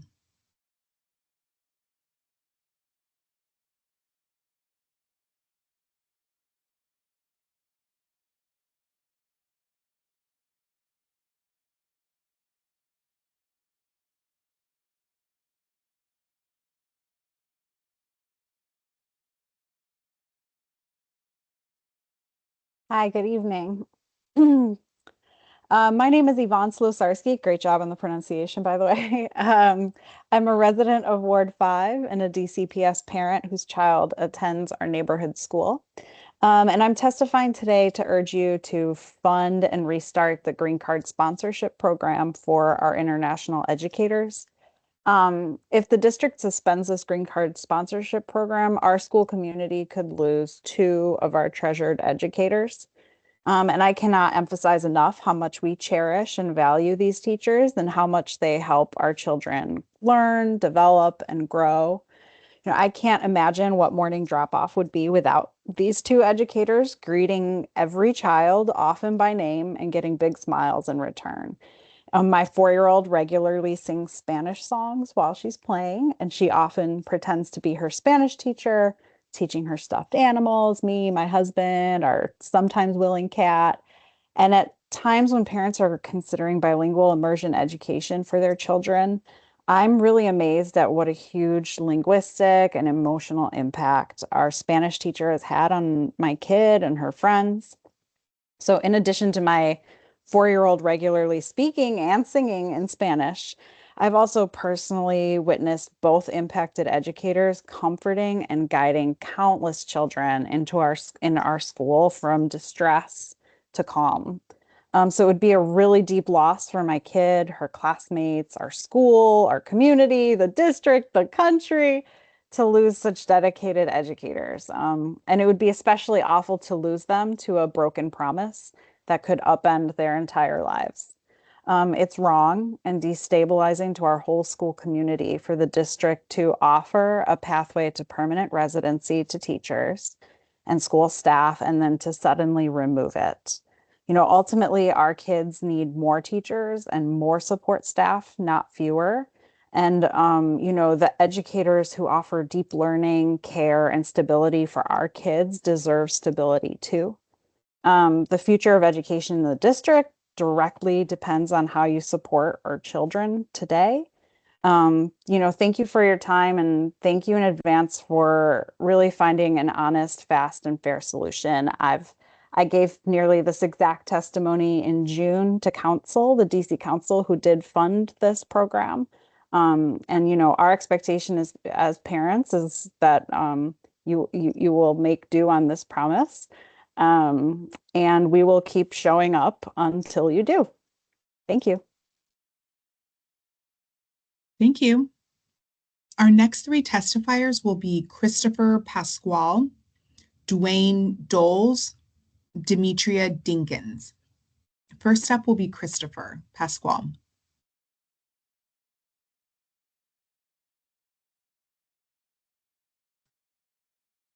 Can you guys hear me? I can hear you. I can't see you, but I can hear you. Okay. I'll leave the camera off for everyone's sake. Good evening, everyone. My name is Christopher Pasquale.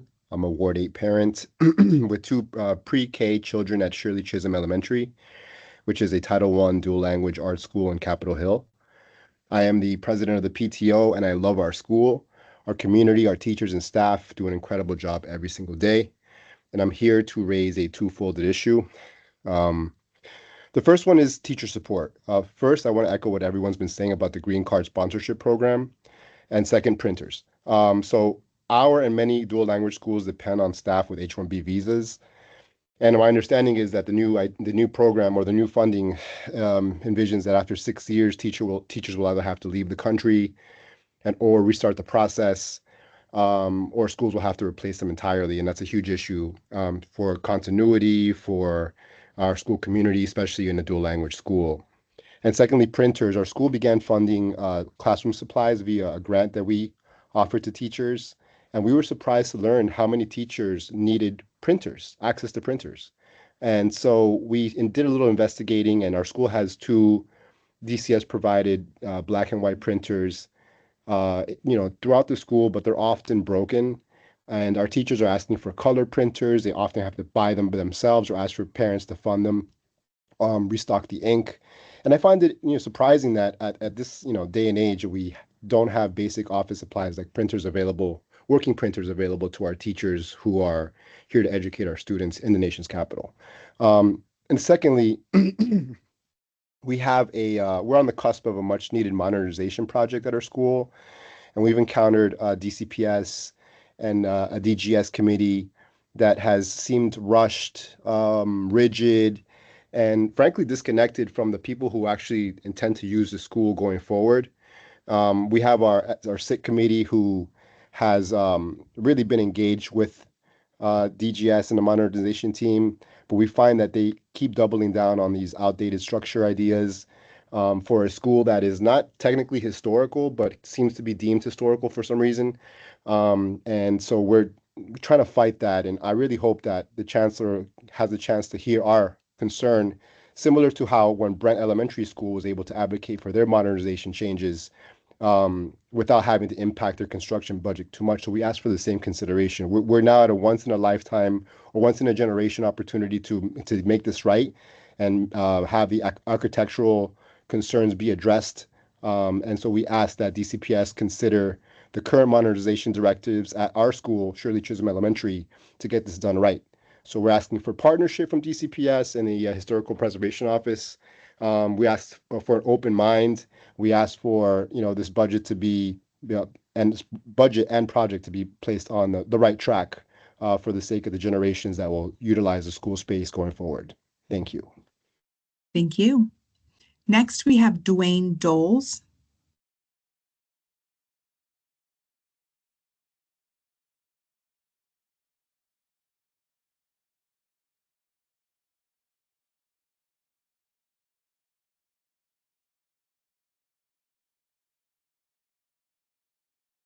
Let me know if you're not able to unmute yourself. You should have access.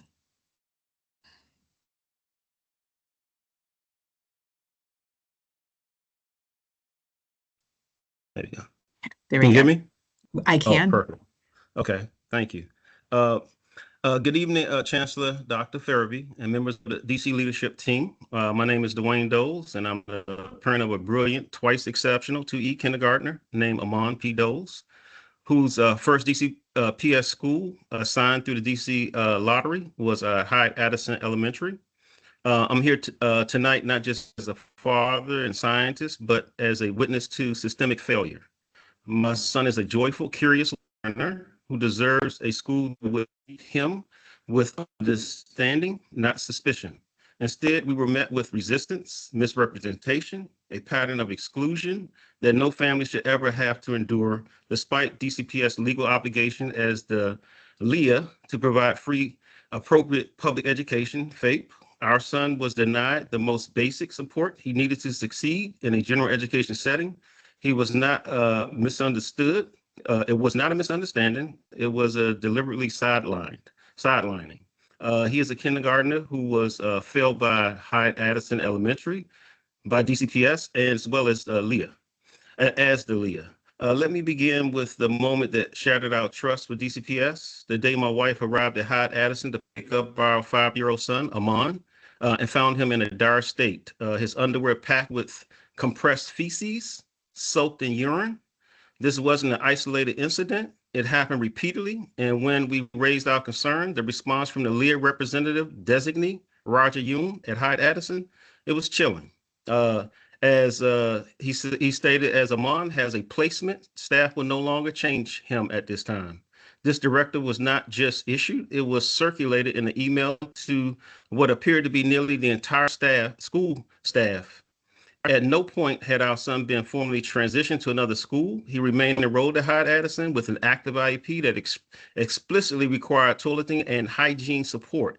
Yet Principal Dr. Calvin Hooks, Assistant Principal Jamila Payton, by action or silence, endorsed a policy of neglect.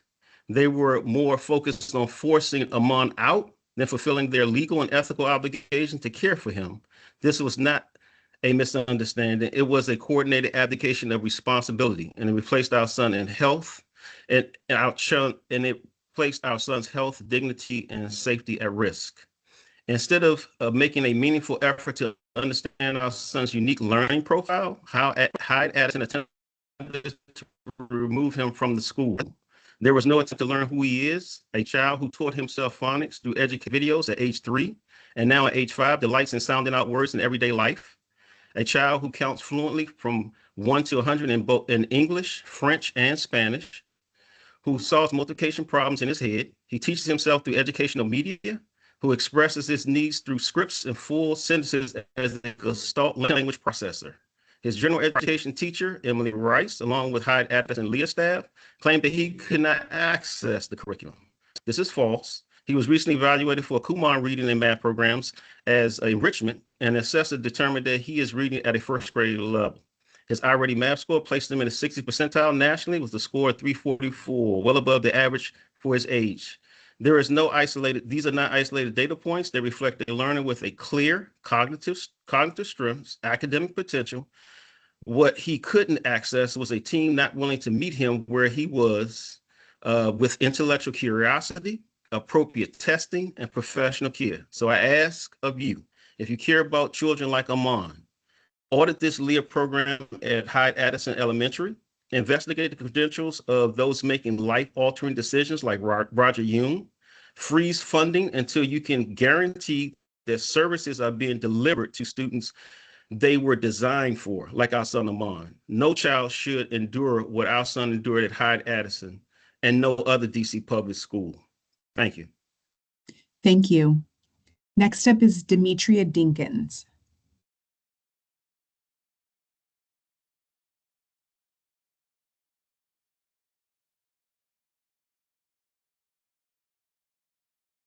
Not yet. It looks like we're okay. Now you've been enabled. Oh, there we go.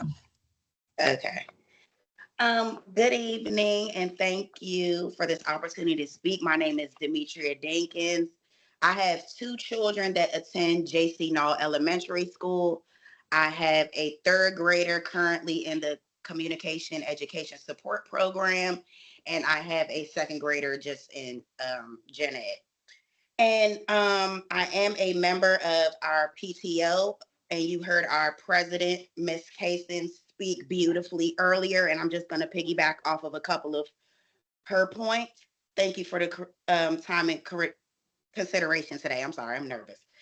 As we look towards the future of our school, I would like to highlight a few crucial areas that require our attention and support. First, I would like to request dedicated funding for plumbing repairs.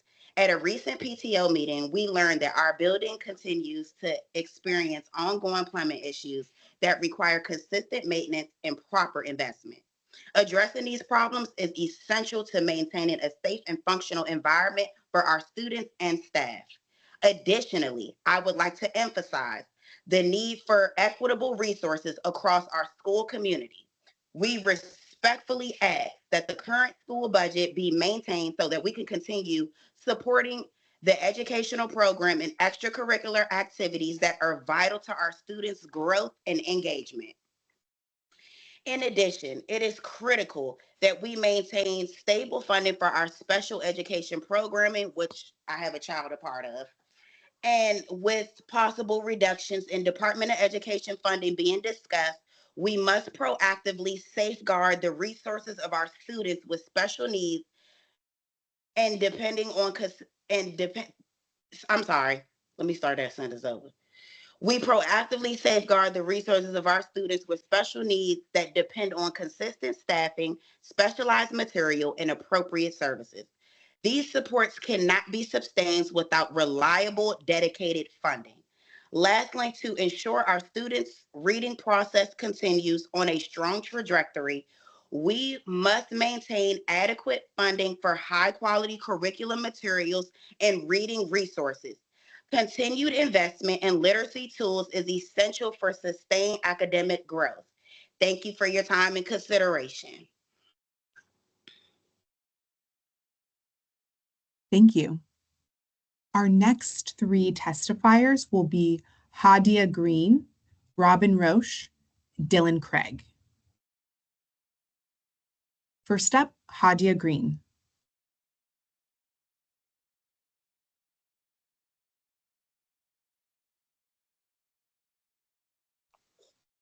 Okay. Thank you. Sorry. Having allergies now. My name is Hadia Green. I am a parent of 5, 3 of which have attended schools in the DCPS system, including Dunbar High School and Burroughs Elementary. I am a coach at Dunbar High School, and my call to action is for a strategic surveillance of the disparities amongst our children in DCPS, in particular across middle school and high school, as well as ethnically and racially. I have had my kids in school systems in New York City, Rochester, Minnesota, and DC, and DC's elementary school experience was the lowest expectations I've ever seen administrators and teachers have for Black children, and it was highly disappointed. The 3 things I want to touch on in the last minute and a half are sports and academics and college preparation. Our fee for sports in public school systems is unacceptable in a city that is as endowed as we are, and the disparities for our children across that, including access to food, in which we have a high contingency of students who are already at risk, should be looked at, and a system implemented where not just the students have food that they are actually going to eat, because just having food at schools is not enough. The lack of eating at schools is extremely high, and I'm sure if we did a surveillance, we'd see what those differences are and what the kids are eating, particularly those who are student athletes and at risk for things that are called trifectas, especially in girls for whom sports are extremely important. Academically, there's not one year that there are not teachers missing from at least one class for the entire school year. The course availability needs to match the programs that the schools purport that they have. It's unacceptable to have an engineering academy and not have AP Calculus, so that children who are qualified to go to schools like University of Pennsylvania, like my daughter was cast out because that was not available at her school, nor was it through the dual program. Students in DCPS are disparately not being prepared for college, let alone for work, in schools like Phelps that have full systems of occupational training for which kids can graduate should be utilized, and there needs to be a strategy for that to happen. And I would like DCPS to think about investing in children at both ends of the spectrum as far as kids with special needs. I think there's a concerted effort that is undersourced for kids who have special needs, but children who are also at the other spectrum, who are highly intelligent, also need to be met, because those children also are being lost and underserved in our school system. I thank you for the opportunity to speak, and I hope that I can, as a public health professional and doctor of physical therapy who locally practices, can be a partner in our solutions. Thank you. Next, we have Robin Rausch.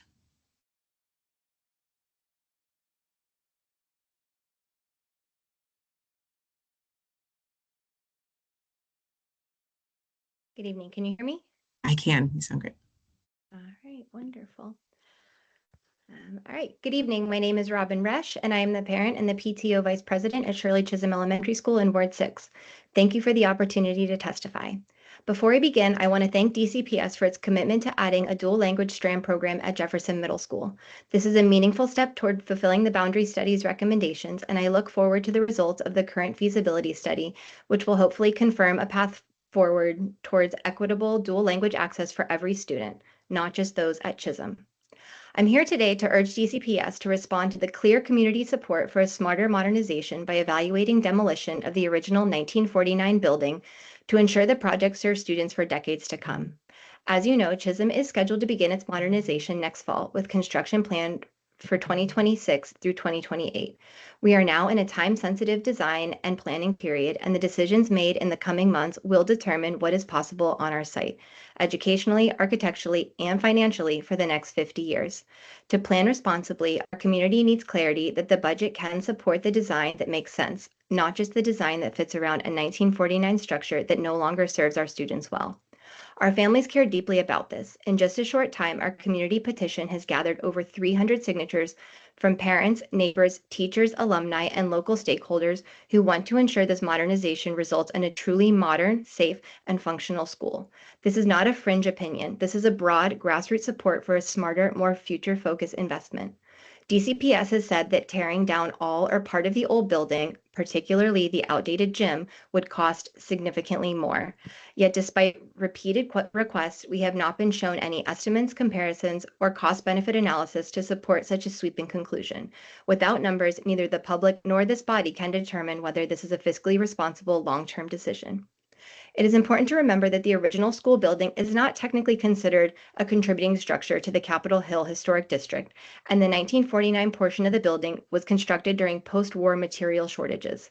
Schools built during this time were done so cheaply, criticized even then for their warehouse-like designs, and they present serious functional challenges. The preserved gym in particular is too small even by DCPS standards, yet keeping it forces DCPS and DGS to build awkwardly around it, limiting the efficiency of the layout and compromising long-term performance, flexibility, and energy use. This is where budget and equity intersect. Many architects and engineers in our community have noted that retrofitting outdated structures, especially ones with poor solar orientation, aging systems, and non-compliant dimensions, can sometimes cost more than building new. Yet DCPS and DGS have not provided any transparent data comparing renovation, partial demolition, or full demolition, including capital costs, life cycle costs, and 30-year operating costs. Making a major budget decision without these numbers is simply not sound planning.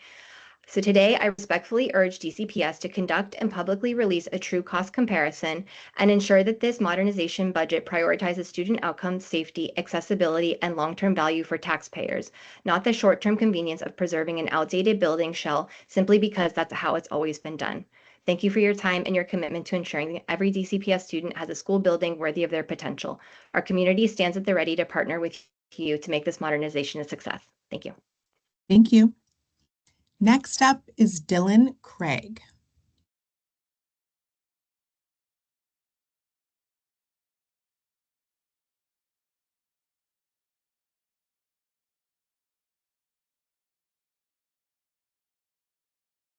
Good evening, DCPS leaders.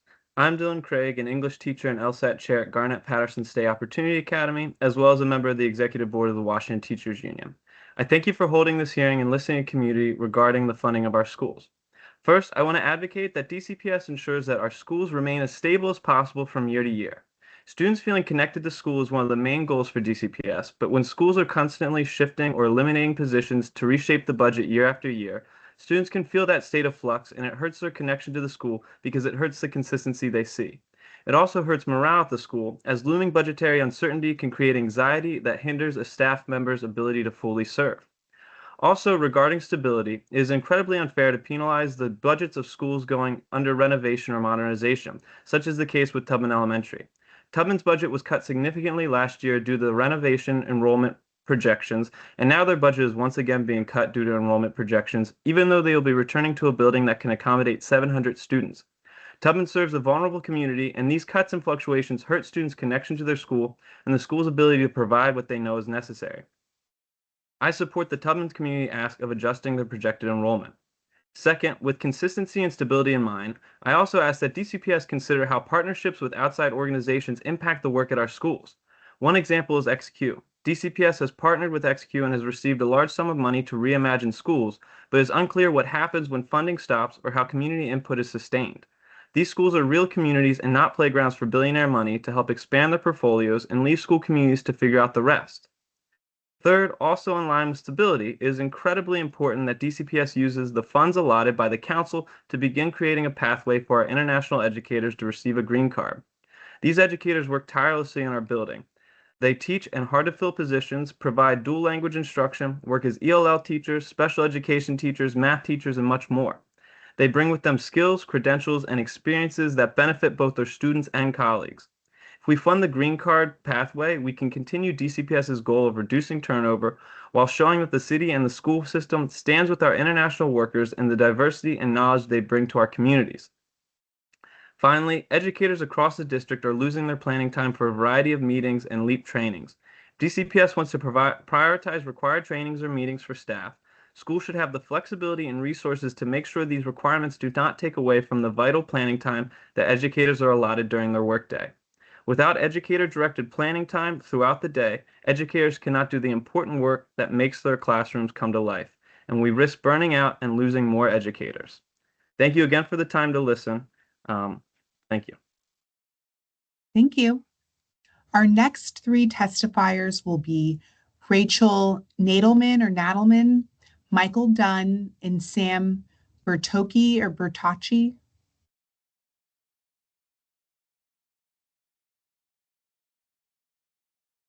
Thank you. Good evening. My name is Rachel Nadelman. I am the parent of a kindergartner at Shirley Chisholm Elementary School, and I'm a PTO board member and a member of the SIT. You've heard a few other parents from my school speak already, so you know that Shirley Chisholm Elementary is slated to begin its long overdue modernization next school year, with major construction planned from 2026 to 28. We are in now a brief window when core decisions are made, decisions that will shape what our school can be for the next half century. I'm piggybacking on what the others have said because our community wants DCPS to strongly reconsider allowing the original 1949 structure, especially the outdated gym that today's standards prohibit from being reused as the new gymnasium in the new building, to constrain the new school's design. In recent weeks, more than 300 parents, neighbors, alumni, teachers, and local supporters have signed a petition calling for a smarter, more flexible design approach. The message is consistent. A modern school should not be boxed in by an aging, obsolete building simply because it already exists, simply because that's what has been done before. Architects and engineers in our community have pointed out that retrofitting buildings with poor orientation, aging systems, and inflexible dimensions can actually cost more than new construction over time. But what has frustrated families is that DCPS has repeatedly said demolition would be significantly more expensive, yet no data has been shared, no estimates, no comparisons, no analysis of capital or long-term operating costs, nothing about energy use or projected savings for more efficient design. Without real information, it is impossible for the community or this body to assess what is fiscally responsible. Without these comparisons, we risk locking future students into a design that is less functional and ultimately more expensive. As has been discussed by the other parents, the 1949 wing is not considered a contributing structure to the Capitol Hill Historic District. It was built during a period of material shortages and reflects the compromises of that era. These buildings were never intended to serve generations of students. Today, they fall short on size, efficiency, accessibility, and basic functionality. And the current gym, as previously mentioned, is too small for DCPS standards. And keeping it forces designers to work around a footprint that no longer fits programmatic needs of a growing school. The core concern is equity, not quibbles about design, because for a Title I school like Chisholm, a modernization constrained by an outdated structure risks neglecting our students' long-term achievement. Please give serious consideration to removing the original gym at a minimum. Please provide a full and public cost analysis comparing renovation, partial demolition, and full demolition, accounting for long-term operations, energy use, and design possibilities. And finally, ensure that modernizations fund are guided by what delivers the greatest long-term value for students, families, and taxpayers, not by convenience or untested assumptions. Thank you. Thank you. Next up is Michael Dunn.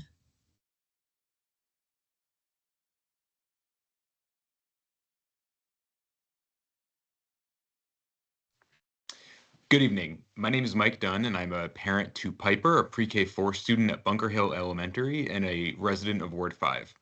I'm here to ask that DCPS live up to their commitment and fund the Green Card pilot program. Across the district, teachers took a job with DCPS with the promise that they would be sponsored for a green card, but the district is now going back on their word. This program has been funded by the City Council, and Chairman Mendelson has publicly disagreed with DCPS's refusal to fund the program. At Bunker Hill, we have 2 participants in this program who we are on the brink of losing. They are beloved members of the school community and should be held up as examples of the value that this program brings. Even my 4-year-old daughter has shared with me the cultural insights she has gained learning from her Spanish teacher who is from Colombia. I view this exposure, in addition to the nurturing and education that these teachers provide, as a really important part of her education as she grows up in a city like ours. Importantly, I don't think we can divorce the situation from the broader moment that we are in now. I see teachers, school administrators, parents, and community members coming together and doing everything that they can to provide a safe and supportive learning environment for our immigrant students at a time when that is, to say the least, in question. While this is happening, I think it is unconscionable that DCPS is on the verge of breaking the commitment they made to immigrant teachers in our community. I would ask DCPS leadership to consider what lessons we are sending to our children about our culture and the need to honor commitments if they turn their back on these teachers. Thank you again for your consideration. Thank you. Next up is Sam Bertocci.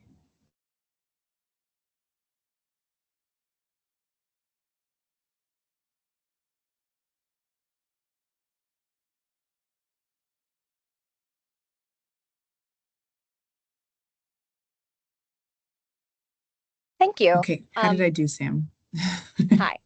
You got the first name perfectly. Hi, I'm Sam Bertocci. I am a Ward 7 resident, WTU member and representative, and teacher in Ward 1 at Harriet Tubman Elementary School.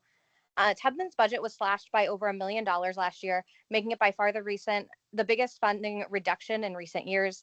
This is at a time when our majority immigrant community is under attack from other sources as well. We weathered that cut, but current projections have us undergoing an additional cut from our current 386 to 353, even as we go back into our 13th Street location and into a new modernized building that was built to accommodate 700 students. Last year's budget was cut due to a reduction in enrollment while we were in the swing space of the old Banneker building on the 800 block of Euclid, while our 13th Street campus is undergoing modernization. Despite initially being told we'd be at the Meyer building as our swing space and then told we'd have transportation, DCPS went back on both of those promises and our families were left to navigate the 0.8 of a mile between our home campus and the swing space with no support from DCPS. No traffic guards, no safe passage support, nothing. Many families, especially those living in or with a connection to Columbia Heights Village, also do not feel safe walking along the route to the swing space. And as a result, we're no longer able to bring their children to our school. The distance was so long that Centronia, our long time before and after care provider, was unable to maintain a relationship as they don't have a car or van to move students, and they would have to walk the children more than 20 minutes each way every day. Those are 2 obvious reasons, but we know many other families were unable to make the commute for other reasons and as such decided to enroll in other schools that are now closer to them than our swing space. The idea that in-boundary students won't return is absurd and is not based on data. During a recent meeting, we were told that has happened at one school that they know of where schools haven't returned to projections, and we're still waiting to find out what other precedent this might have. We are asking DCPS to return our enrollment projections to our previous 580, where we were when we were last on our 13th Street campus. Additionally, I want to support DCPS allocating funding to provide green cards to educators they were previously promised to, and to use the money already provided by council in the way that they're legally required to.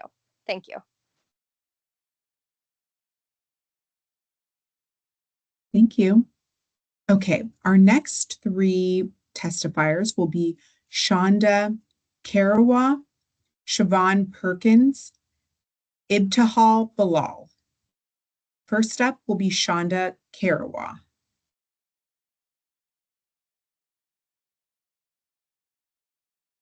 Hi, good evening.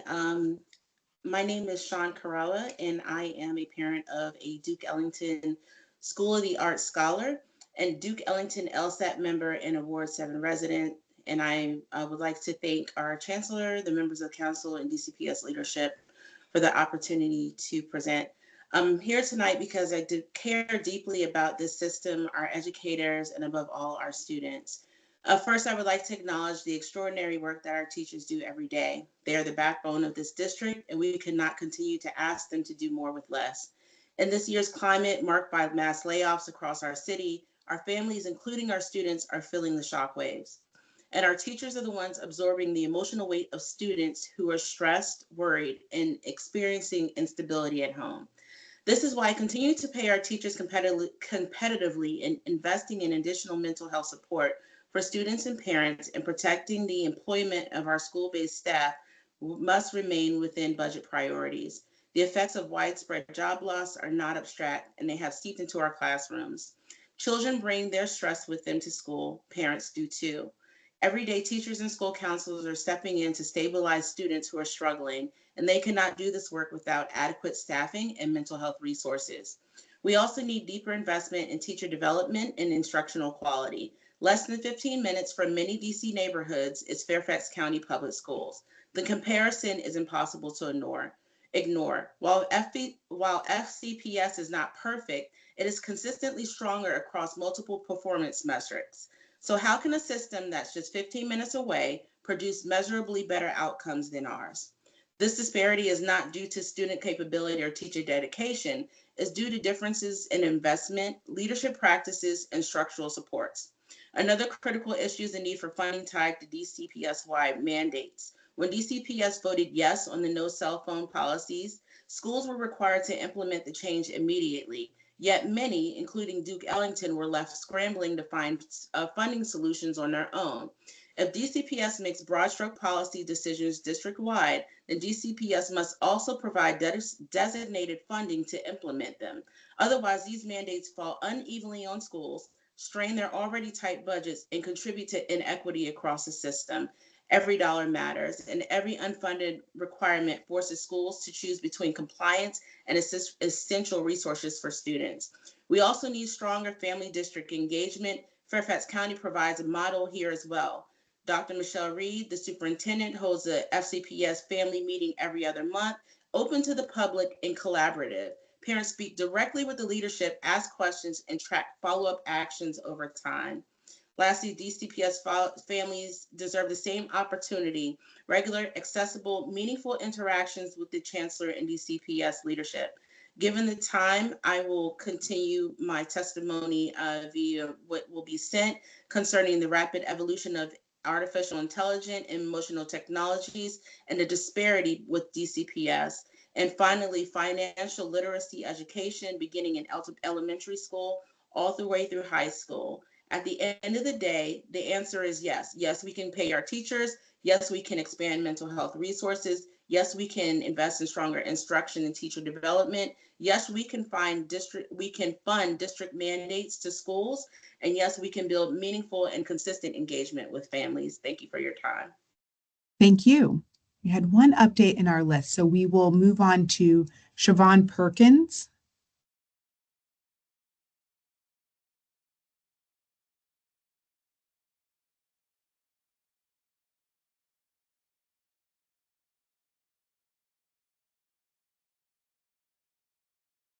Hi, thank you for allowing me this opportunity. My name is Siobhan Perkins. I'm a parent of 2 children attending a Title I school in Ward 5.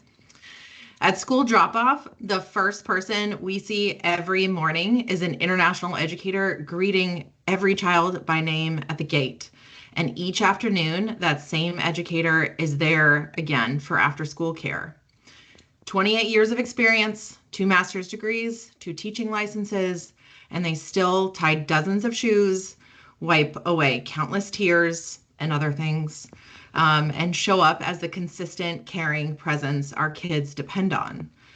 This educator joined DCPS with an explicit understanding based on district policy that they'd be eligible for an employer-sponsored green card application. And this was fundamental to their decision to build a future here and to seek employment specifically with DCPS. And after years of investing in our children's education and supporting our community and paying taxes and purchasing a home, DCPS has reneged on its promise despite having the funding available.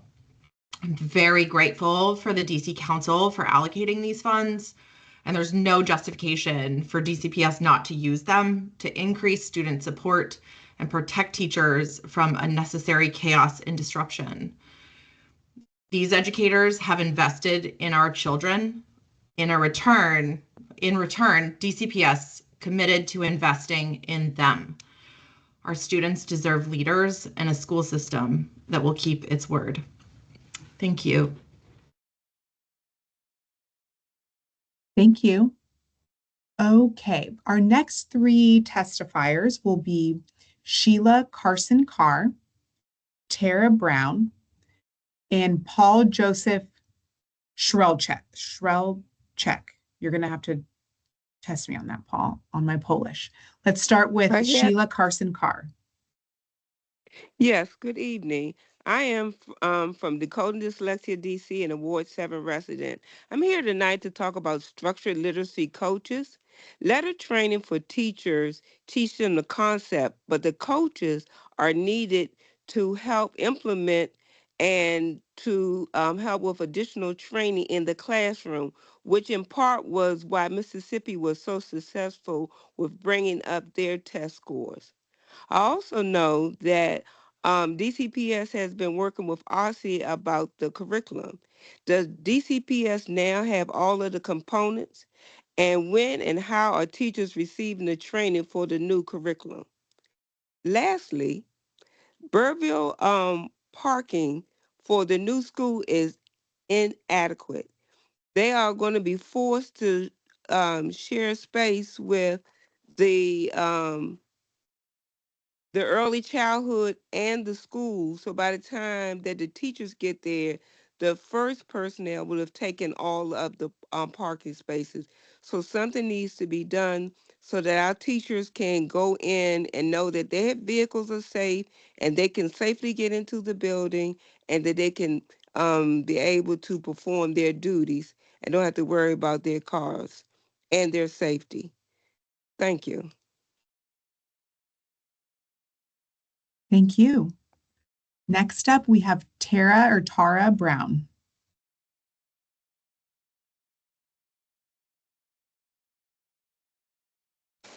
Okay, can you hear me? I can hear you. Okay, I'm in the can't dark, see you. so I'm in the dark, so you wouldn't be able to see me anyway.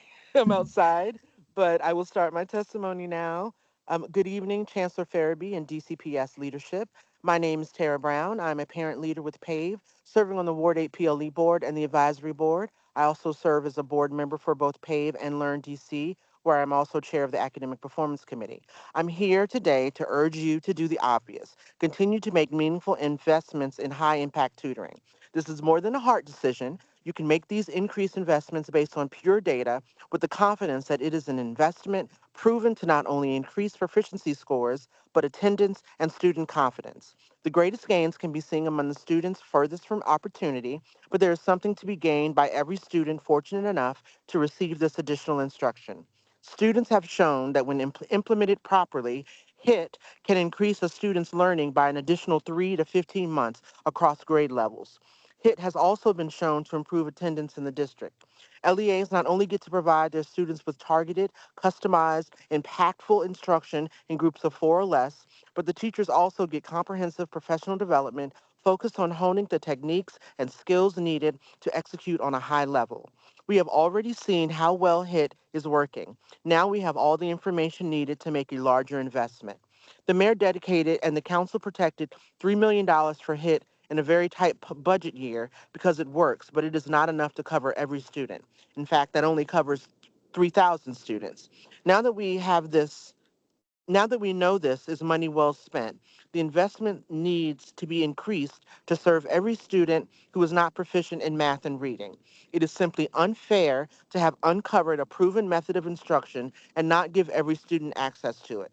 This is the very definition of inequality, and it is not how we should operate. Now that HIT is here, we have to expand access. DC made news and has smashed records for the growth we have seen in our NAEP and CAPE scores. We cannot lose this progress or slow it down. How do you continue to improve the outcomes of students in reading and math? Simple, spend more time in small groups, catering to the individual needs of students. Oh, and while you're at it, invest heavily in teacher development.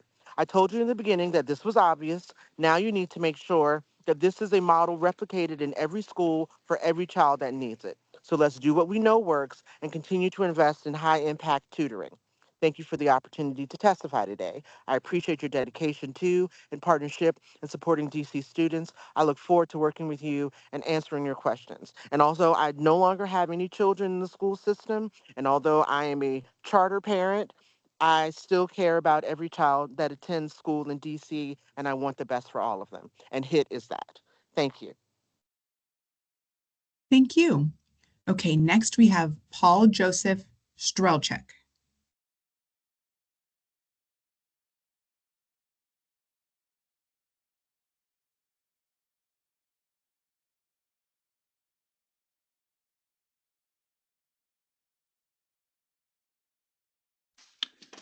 Hello, can you hear me? I can hear you. Brilliant. Thank you so much. Good evening. My name is Paul Strelchek. I'm the chair of the advocacy committee at Whittier Elementary School.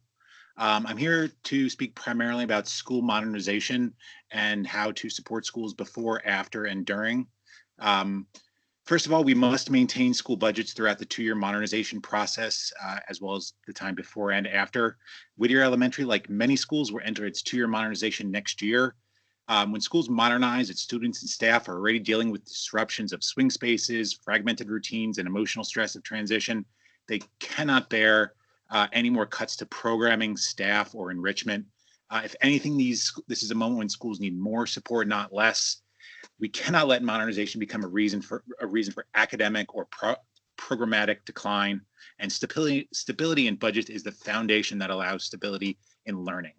Whittier's enrollment continues to grow. We have over 3,000 new housing units completed or to be completed within 1 mile of our campus, which will dramatically affect our enrollment, which has continued to grow at nearly 10% a year over the last 6 years.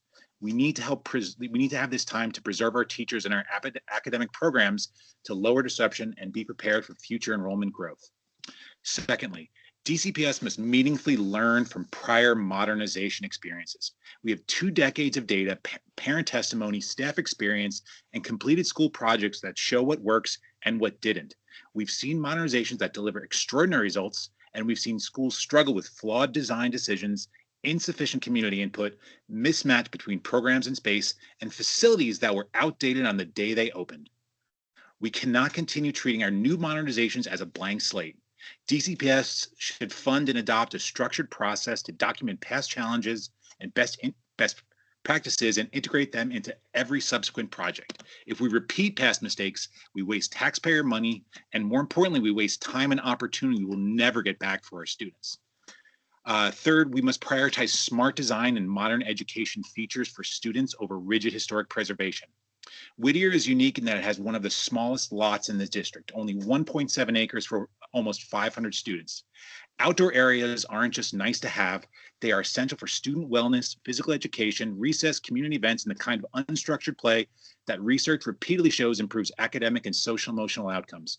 The current design places pressure on already limited outdoor space and makes long-term growth nearly impossible. We must design smarter, and that means making strategic choices, such as removing an outdated single-story historic gym at Whittier to create room for a modern multi-story structure that adds interior instructional space and preserves expanding outdoor space. These are the kind of decisions that reflect true equity. It acknowledges that schools with small lots need innovative solutions, not compromises that diminish student access to the outdoors for decades. So I'm over time, but this is, in short, we're talking about maintaining full school budgets during modernization,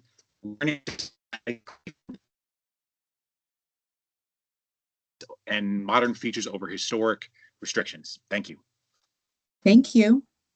Okay, our last 2 speakers will be Kristen Kaspar-Riggs and Greg Zielinski. Kristen?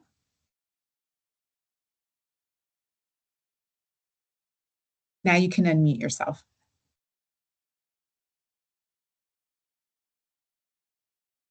Hi, thank you. Good evening. My name is Kristen Casper-Riggs. I'm the parent of a DCPS kindergarten student in Ward 5. I'm here today to urge DCPS to honor the budget passed by the DC City Council and continue funding the teachers participating in the Green Card sponsorship program. In my son's school, these teachers play an essential and irreplaceable role in our school community. They're among the first adults, as you've heard earlier tonight, to greet our children every morning. They set the tone for the day, warm, structured, and joyful, and they welcome every child into the building with consistency and care. For young students, especially kindergarten students like my son, this moment of connection is everything. It makes them feel safe, confident, and ready to learn. These teachers have been a part of our community for years. They're not temporary staff or rotating faces. They are woven into the fabric of our community culture, relied upon by students, families, and fellow teachers. They are the reason many families stay engaged, and they are the reason our students want to show up. At a time when absenteeism and truancy are major concerns for DCPS, shouldn't we be doing everything possible to keep the educators who motivate children to walk through those doors every morning? These teachers also bring specialized skills that directly support DCPS priorities. They teach Spanish both inside the classroom and within the halls of the school. My own son, who does not come from a Spanish-speaking household, now speaks more Spanish than most of our extended family. And as DCPS sees a rise in English language learners and increased demand for bilingual programs, these teachers provide critical instructional support for students and families. And for families like mine, they offer meaningful exposure to other cultures and language, helping our children grow into more connected, empathetic members of our community. Having teachers from outside the United States also gives my son the gift of a broader worldview. They integrate real-life examples from their home countries into the classroom, expanding our children's understanding of the world and enriching the curriculum. Diverse educational environments improve academic outcomes, higher test scores, stronger attendance, and better long-term success. If these are the goals DCPS is committed to, then supporting these educators should be an easy choice. Despite all of this, DCPS is choosing not to use the budget that the City Council approved, funding that is already allocated to keep these teachers in our schools and in our community.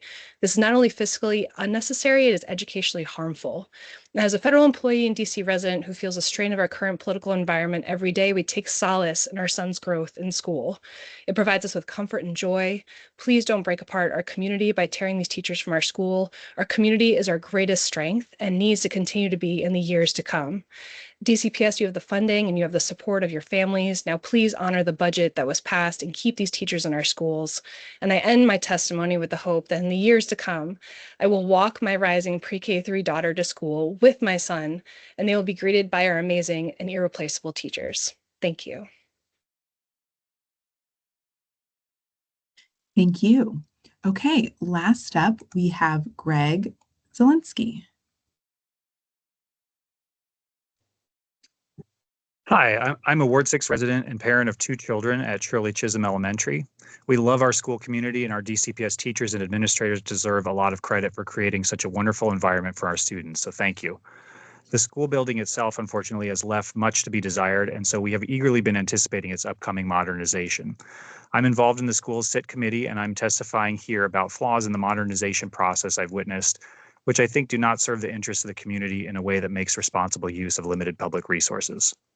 I understand from DCPS they aim to keep first costs of construction low and construction timelines as short as possible.